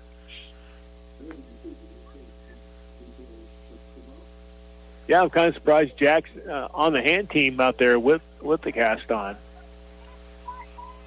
And I've seen several players with cast. My own son did it too. He's a lineman though, but that thing was a big old club. He had a broken thumb. They've kind of got this offside kick down though. Pretty good. They'll be kicking it now from the 35-yard line, and they're going to line drive it, and they're going to push the Blue Jays back to about the 23-yard line, looking for some blockers. Gets out to the outside, now cuts back inside. I think he probably would have been doing a little bit better if he stayed on the outside. He would have. But still a nice run back in there by Tice Melvin as the Blue Jays were anticipating that onside kick.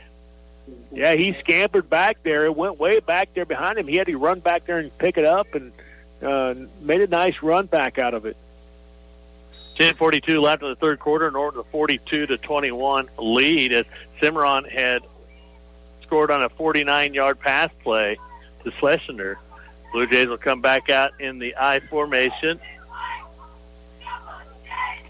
Eli underneath center takes a snap, gives it to Fonestill. Fonestill steps 1 or 2, gets up to across the 45-yard line. 7-yard gain in there for Logan Fonestill. Mullins down there leading the way for that Blue Jays line. 2nd and 3 now for the Blue Jays. 10:21 remaining here in the third quarter. Again, 42-21 is our score.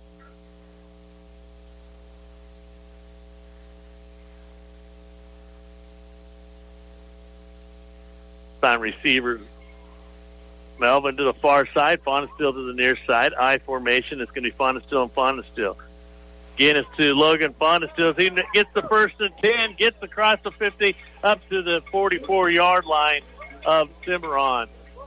Yeah, just another great effort by that Blue Jays offensive line. Really made a nice hole for Fonesteel to run through.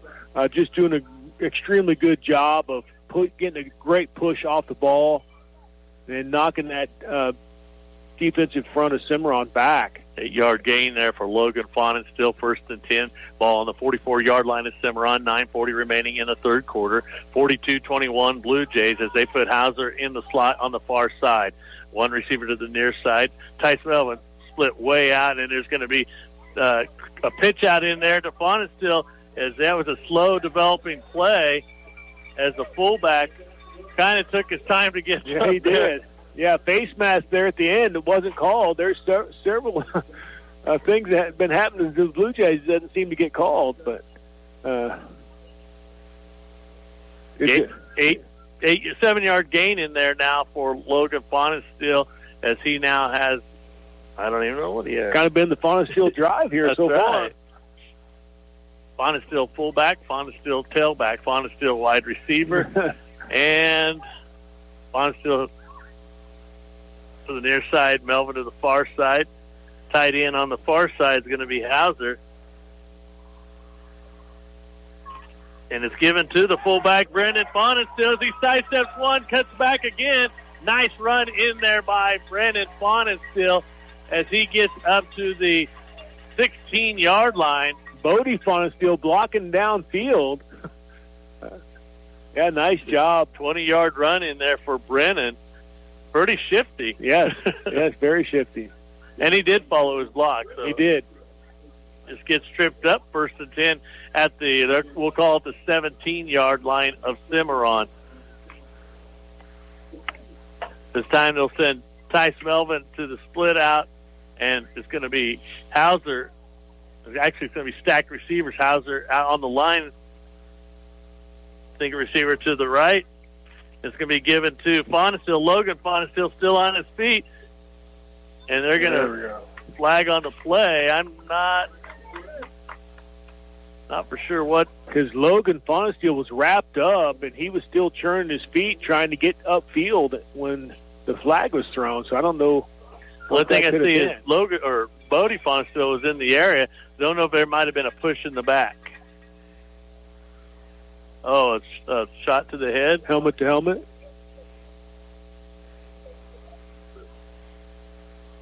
That'd be a personal foul. Yeah, it'd sure take a long time to decide. Cimarron. I knew it was something. Blow to the head. Logan was wrapped up, and he kept his feet moving and actually was gaining ground on the would-be tackler when another Cimarron came in and hit him helmet to helmet. So that will move it up to 1st and 2. 1st and goal. 1st and 3. Yeah, 1st and goal. Well, I mean, they haven't even made the first down yet. Well, they did that time, but Jones goes off the right side, and he drives into the end zone as he goes in. No, I was trying to tell you where they're going, 1st and goal. Yeah, on the 7-yard run in there by Eli Jones, almost untouched. Yeah, Jones just getting it done. I mean, showing what a dual threat quarterback he is. I mean, we talk about Copper, but we got one of our own dual threat, can run it or pass it.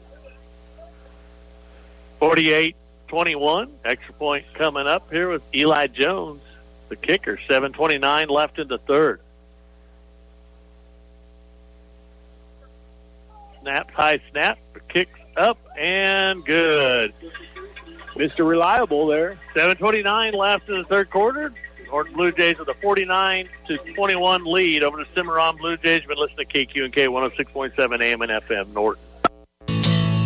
Are you ready to build your dream project and equip your home with the latest appliances? At Cowpoke Supply, they offer a wide variety of high-quality lumber, from sturdy hardwoods to durable softwoods, ensuring your project is built to last. Cowpoke's appliance department features top-of-the-line household appliances from trusted brands. Whether you're upgrading your kitchen or refreshing your laundry room, they have it all. Visit them today on East Highway 36 in Norton. Cowpoke Supply, where your dreams take shape and your home comes to life.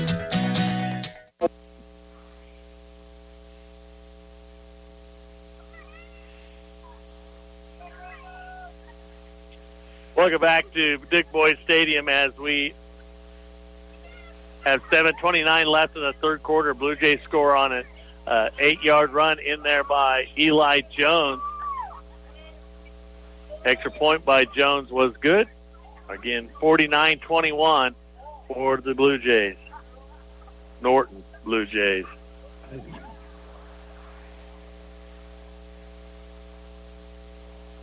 Back deep is Copper. Have they ever got it to him once yet today? No, they've been able to keep it away from Copper. I kind of like those little pooch kids. We've had some opportunities there to recover that ball. As they do put a couple other guys, ball handlers up there, and it's going to be taken in there by number 32. And he made a fair catch. He actually had some room to run there. That was Garcia. That was the guy that took that shot from Tice the last time. Probably couldn't wait to fair catch it. Yeah. He got clobbered by Melvin last time out. That memory probably hasn't faded yet. Yeah, and it was high. It was a lot higher than the last one too. So there was probably 10 yards there between a would-be tackler. 7:25 remaining here in the third. 1st and 10 for the Cimarron Blue Jays as the ball is on the 31-yard line. And in motion, Copper looking downfield, being pressured by a couple Blue Jays as he runs past a couple more Blue Jays. Bonestill put a lot of pressure on him, and it's going to be short. I tell you what, Hauser started that. He flushed Copper out of the pocket, and then Puga actually surprised me with his speed. Puga almost ran him down, and then obviously Bonestill in there to really put the pressure in. Well, he ran it down. He ran it back 20 more. I mean, he ran 20 yards back. Because Puga had him, almost ran him down. Well, and then Logan Bonestill, who's playing defensive end on that far side, come up from his defensive end and gave more pressure. Forced him to throw it. Stack receivers to the far side, stack receivers to the near side. Look for a scramble here, and as Blue Jays will go with the motion man, a screen pass in there caught by number 11, Patrick Dye. Yeah, Blue Jays. Norton almost running with a dime package out there. They put some lighter guys out there with some more speed. Like I said, Logan Bonestill playing defensive end instead of linebacker. Almost turns it into a dime package where they're expecting Copper to run more. Watch these stack receivers near their sideline as when they set, they rock back and forth, and Coach Melvin has caught that, and he's telling the referee, hey, they're rocking back and forth. So stack receivers left and right, shotgun formation. Copper, high snap, looking downfield, has a receiver, throws in behind his receiver. Hauser got home that time, too. I told you he was going to get home. Copper got rid of the ball, but Hauser definitely had the pressure on him, was able to get home on that one. 6:20 left here in the third quarter, 49-12. And if you think that it's kind of getting late for this game, it's all these passes that are being thrown up there by Cimarron. And they've been successful. 21 points, that's the most that's been scored against the Blue Jays this year. 18 previously, I believe, by Plainville. Yep. And quarterback is down playing wide receiver, and they're putting Ben into motion. They're going to be punting. Ooh. And it's like Mullins almost had that. I heard a tick. He might have got a tick on that. As far as it went, I don't think he got much of it, but he almost had that block. Yeah, that kicker was Logan Heddleston, as the headhunter had moved over to the wide receiver, which was Copper. So, Mullins came flying through there, almost untouched. And I seen Coach Hawk saying, hey, put your arms out there. Put your arms, so just jumping straight up out there. But you've talked about Mullins all night, about ready to get him a block punt. Yes, he is. Mullins been doing a lot of things down there for Norton tonight with the fumble recovery and a sack and the tackles, and just kind of been doing a jack of all trades tonight. 1st and 10 for the Blue Jays at the Blue Jay 30-yard line. Roll out to the left as Jones. He goes downfield, has Bodie Bonestill Oh, intercepted. Bodie waited for that ball. Instead of going to the ball, he waited for it and allowed that defender to jump in front of him. He should have planted and came back for that ball and helped his quarterback out a little bit. There's just a missed opportunity down there. So a long interception. I didn't see who caught that. Who intercepted that? Yeah. Was it Seifeld? Bodie had about a two-step lead on him. He did, but just a tad underthrown, and Bodie had to wait there for it. But instead of waiting, he probably should have came back, made a step up, and made the defender run into him in order to try to get that ball. 1st and 10 for Cimarron at the 40. 39, let's call it, for Cimarron as they bring in a tight package. Now the quarterback here. There's a flag on the oh. And it's going to be picked up. No whistles have been blown yet. Flag down. Yeah. And that's going to be a touchdown. Because that was a lateral, and it went through the hands. Well, now they're calling a flag on the play. Over here at the 30. Melvin's calling for 39-yard line. Yeah. Unless that is supposed to be the beanbag again. Oh, yeah. Maybe that is. That is, I bet, the beanbag. Yeah, that's right. And he just keeps reaching for the wrong one. Or maybe he's used it for a beanbag. Maybe he don't have a beanbag. Maybe legal procedure call against Cimarron, and they'll probably be declined. And it's a touchdown, so that basically was a 28-yard touchdown fumble recovery by Eli Jones, as it was a lateral. Well, who blew up the Hauser blew that the pitch man up. Well, the screen. Yeah, the guy that pitched the ball. Right. Oh, no, the catcher. Number 2 is now the receiver. He was the quarterback. Right. They changed quarterbacks. Yeah. That's right. 55-21 now on a fumble recovery by Eli Jones. And it's good. So now it's 56-21, 5:49 left here in the third quarter. And it was we'll call it a 28-yard fumble recovery by Eli Jones.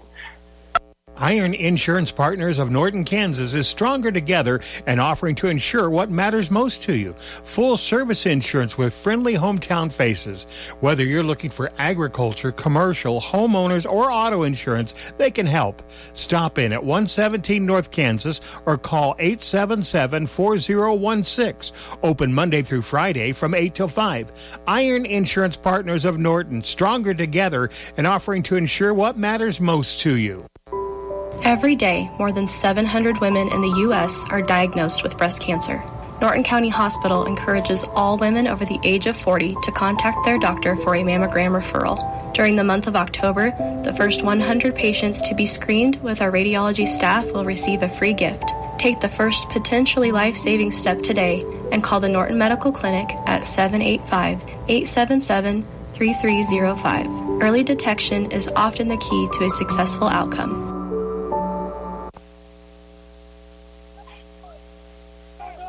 Welcome back. A 28-yard fumble recovery by Eli Jones for the touchdown. Extra point by Jones was good. Mordecai to do the kicking for the Blue Jays. As Copper, the deep man, and a high end-over-end kick in there by Garcia. He's going to take it this time as he has room to run, and he will get across the 50.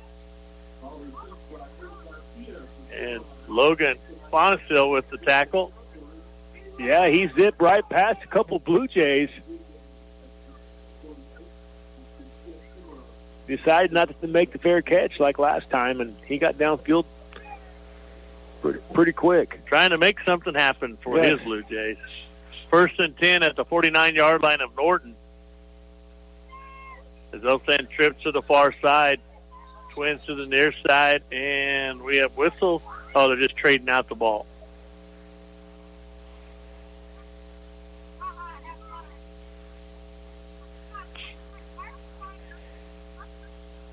Now we'll have Copper back in there as the regular quarterback. Trip to the far side. Twin receivers to the near side. A look to the right, and it's a pass over to a fallen receiver almost caught it on his he knee. did. Well, he had really no defenders around him. He had plenty of room to catch that ball. Intended receiver was David Mendez. I don't know how those receivers get that wide open, especially slipping and everything. 2nd and 10 now for Cimarron. 5:37 left here in this third quarter. If it's late, it's because of all this passing. And they know that I'm going down to Lawrence to watch cross country tomorrow. Uh-huh. So they're going to try to keep you out delay me. Possible. Yeah. Go right to bed. 2nd and 10 for Cimarron. A screen pass in there to number 25. He catches it, sidesteps one Bluejay, brought down by Logan Fonstill at the 44-yard line. Receiver was Holden Kite.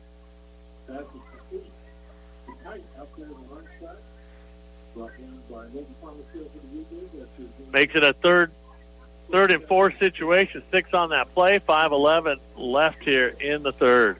Norton with a 56-21 lead.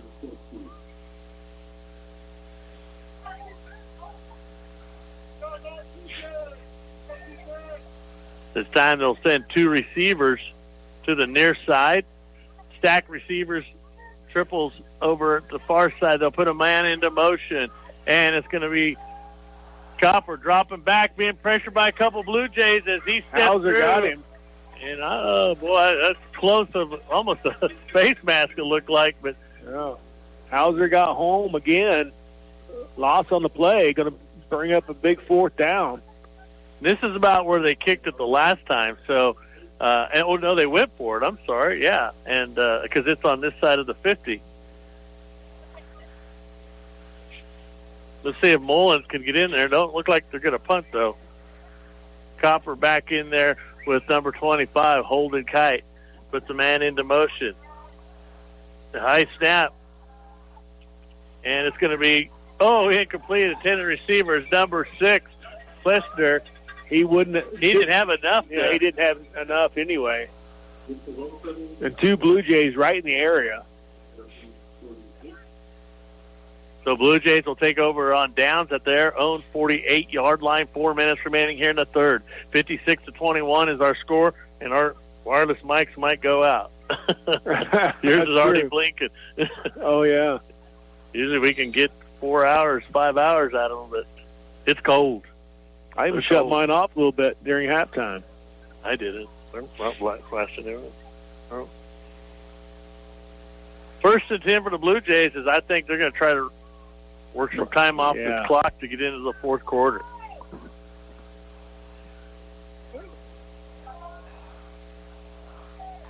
They're going to have to hurry and get that play off, and they do. And it's a quick pass, and we're going to have a hook and ladder in there, but the infield's going to step out of bounds. It was Hauser with the catch, hook and ladder. Illegal procedure. And it was going to be, was it movement or was that a legal shift? That motion that the referee put made no sense. Mm-mm. So at what score is the running clock in the fourth quarter? I believe it's got to be 35 points, or if not 40 points. Well, we're at 35 now, so one more score might put us in that range. 5-yard penalty for the Blue Jays as they get tagged for an illegal procedure call. Makes it 1st and 15 now. 3:45 left here in this third period. 56-21 Norton. Back to the I formation. Receiver left and right. Pitch out in there to Logan Fun. And still as he cuts back in. Has room to run. And the horse collar there, too, looked like for a while. Dragged down from behind. Logan's kind of slow to get up on that one.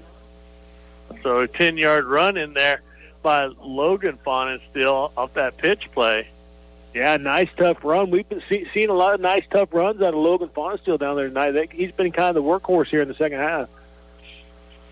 He goes back with his shoulders down. I think he might got a little dinged up on that play. Oh, they pulled him down from behind, and that was a jersey tug there for quite a while. Let's see Brandon Fonstill's turn probably right here. He's the fullback. I formation, 2nd and 5 for the Blue Jays. And it's going to be Fonestill. Fonestill fighting forward. He'll get 4 on that carry. Or he should, anyway. Once again, they're grabbing by the back of that jersey. That's almost in horse collar range. There's a reason why that's not allowed. At New Age Industrial, we take great pride in our aluminum products by designing and manufacturing cutting-edge equipment for a variety of industries while maintaining the highest level of customer service.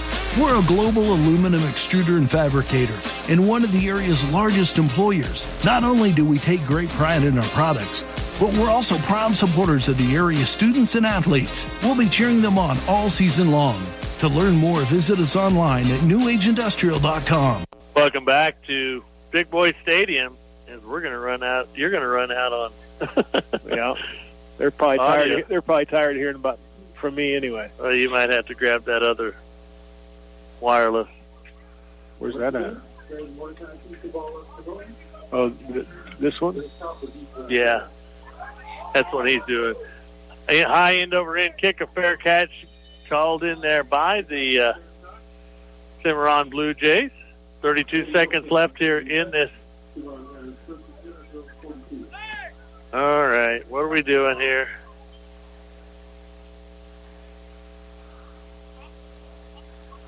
Okay, so thanks, Natalie. I don't know what happened there. 1st and 10 for Cimarron. 17 seconds left here in this third quarter. 64-21 is our score. Quarter might run out here.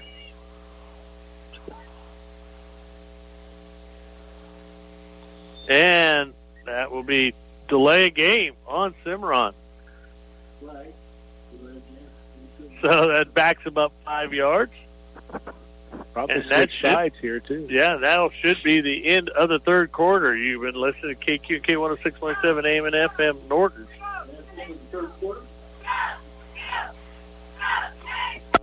With unlimited guesses, I bet you still can't name everything available for your farm, vehicle, and more at Roy Sales and Service in Norton. Owners Brian and Kate Fonenstill are proud to serve Norton and the surrounding area. They have interstate batteries, auto parts, oil, welding supplies, DeWalt and Milwaukee power tools, kids' farm toys, farm equipment supplies, and so much more. Come out and see everything at Roy Sales and Service on East Highway 36. You won't believe how much they have for you right here in Norton.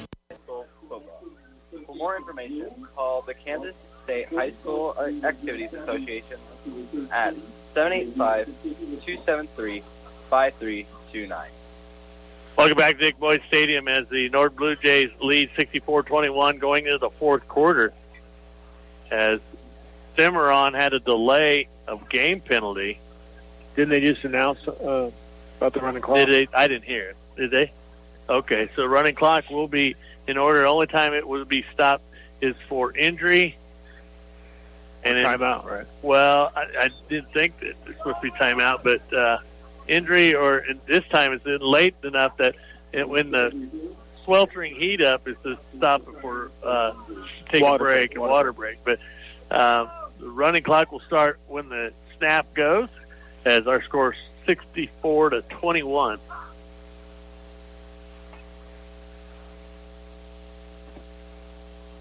First and 15 for Cimarron as they'll put twins to the near side, single receiver to the far side.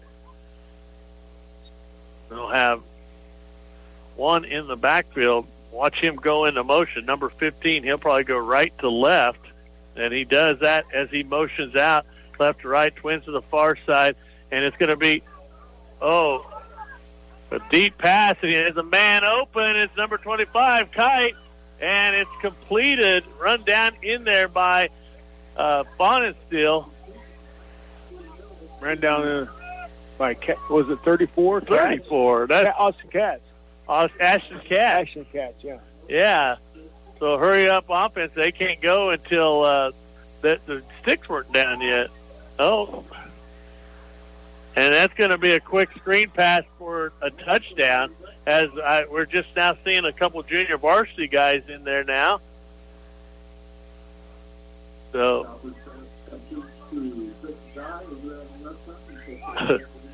that was a 14-yard pass completion in there to Dye.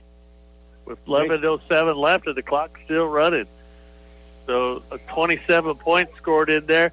And like I said, I was a little confused when I seen Ashton Katz in there. Yeah. So some of the junior varsity is mixed in there now. Mendez to do the kicking for the Cimarron Bluejays. Snap, the kick, and it is good. Well, that don't look good to me. But yeah. So with 10:40 left here in this game, a pass play to Dye for the touchdown. Extra point by Mendez was good, making the score 64-28. Yeah, that was a quick strike there, but they didn't let the chains get down. No. They hurried up, and Blue Jays are, I imagine, going to take their time here. That was aided in there by number 25, Holden Kite, to get down to the 14-yard line or so. Probably another onside kick here. They'll have to bring the hands team out, keep everybody up close. You know, the one that almost got the quarterback on that play was Cope Railsback, as he lost his footing, couldn't bring him down. Yeah.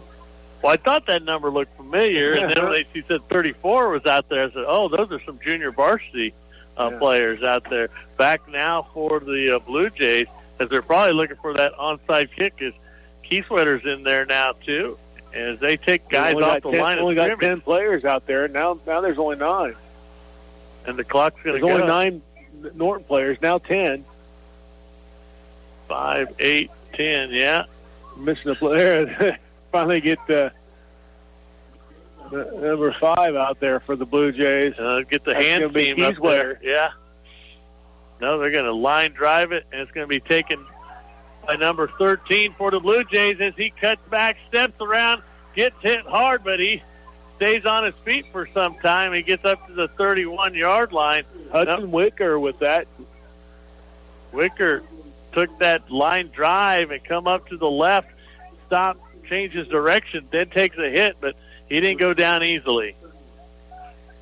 8:45 remaining in the ball game. Running clock here, 64-28. That was a line drive kick, too.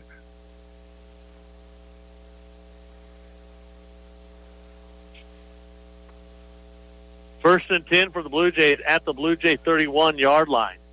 Can the running clock going? I don't know. Trying to get the quarterback to get there, and that's going to be Hudson Wicker. They're going to have to go in there. They're going to be called for delay a game. There's 5, 4, 3, 2, 1, and they get it off. He fumbled the ball. He fumbled the snap. He was looking back at the play clock to see what the play clock said. And well, he doesn't need to look back. I know. He can look ahead. forward, yeah. So a loss of 1 on the play, a loss of 2 on the play. So 7:45 remaining in the ball game. 64-28. Running clock here at Travis Field as Wicker going to take this one out. It's going to be Jack Carter.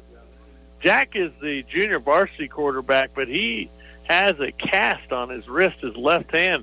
So I'm sure he doesn't really want to go in there that bad. But he has been playing on the kickoff and so forth, too. They're taking a lot of that play clock time on the sideline. They're coming up with the line with only 5 seconds left. On the high formation. Jack crawls underneath center, fumbles the ball himself. Gee whiz. They're having some center to quarterback issues down there, and they give up the ball. Blue Jays, or Norton. They lose the... Cimarron now will take over on a fumble recovery at the 27-yard line of Norton. Didn't seem like the best use of time on the sidelines. I'd rather have given more time up at the line. Seemed like both times they were rushed there to get the playoff before they got a penalty, and they had a bad exchange between the quarterback and the center. Oh, let's see here. First and 10 for the Cimarron Blue Jays.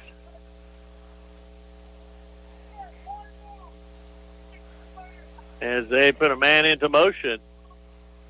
And a fake pass, and Copper throws it up. turn around. Oh, pass interference in there. Blatant interference there by the Blue Jays. Yeah, boy, that's going to put that right on the line. Norton just got the tackle in there before the ball came in. Got a final, Washington 46-8 over Phillipsburg. That is a final score. 22-0 final TMP over Larned. So we'll be TMP will be traveling to Norton next week. That's very true. I don't like playing a team a second time. No, and TMP they showed some sand. They were pretty salty. 5:31 remaining as we have a running clock, 64-28, and it's going to be pass interference against the Blue Jays. That moves up. Cimarron's going to be first and 10 from the 14 of Norton as Copper looks to the right, has a man over, and there's going to be a touchdown. 14-yard pass completion to number 11, Peyton Dye. I believe that's his second one of the day. Tell you what, no give up in this Cimarron team. And I know they're going against the Blue Jays, beat second team, but there's no give up. They're continuing to play down there, play hard. Mendez in for the extra point. 4:45 left in the ball game. Again, we're at a running clock at a 64-34. Mendez in for the extra point. Snap, the hold, the kick, and no good. Yep, so, no good by Mendez as 4:29 on the clock. 64-34, Blue Jays. Blue Jays going to have to get a little better center quarterback exchange than they have the last series. Should be able to run out this clock with this offensive series if they can get that exchange going.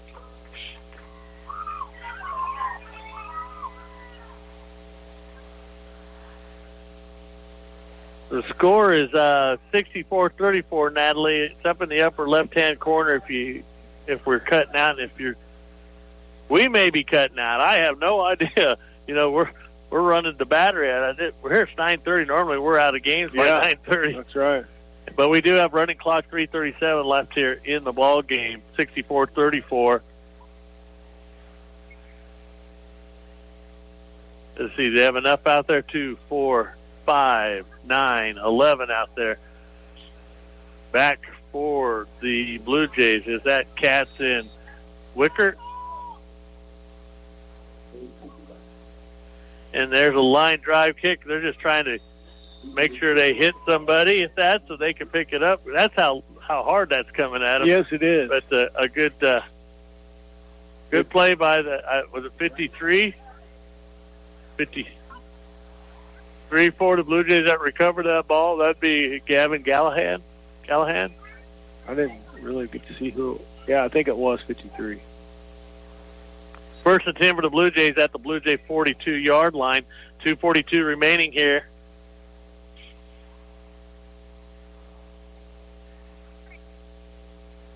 Thanks, Jeff. I don't think I'm great. I'm just, Hey, I want to give a shout-out to the cross-country tomorrow. The girls qualified first and be running tomorrow at 12:55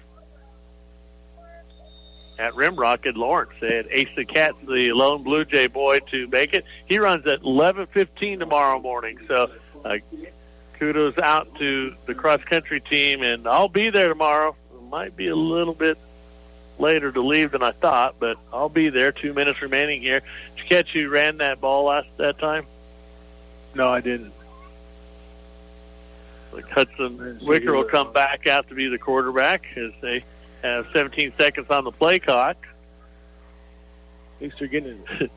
Thanks, Jeff. I didn't think you meant me. Second and 10 for the Blue Jays. I formation. And it's given to the fullback, number 20. Braxton Ragland, as he fights his way up to about the 44. A gain of 3 for Ragland.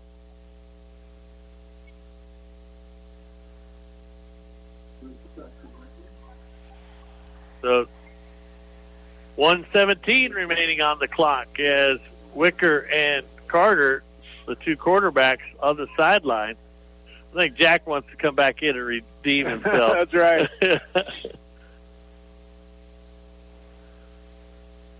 So,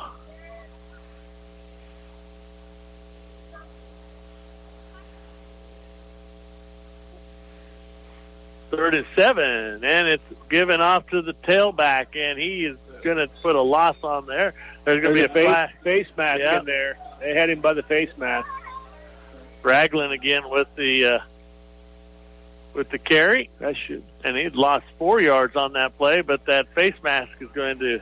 They should restart the play clock.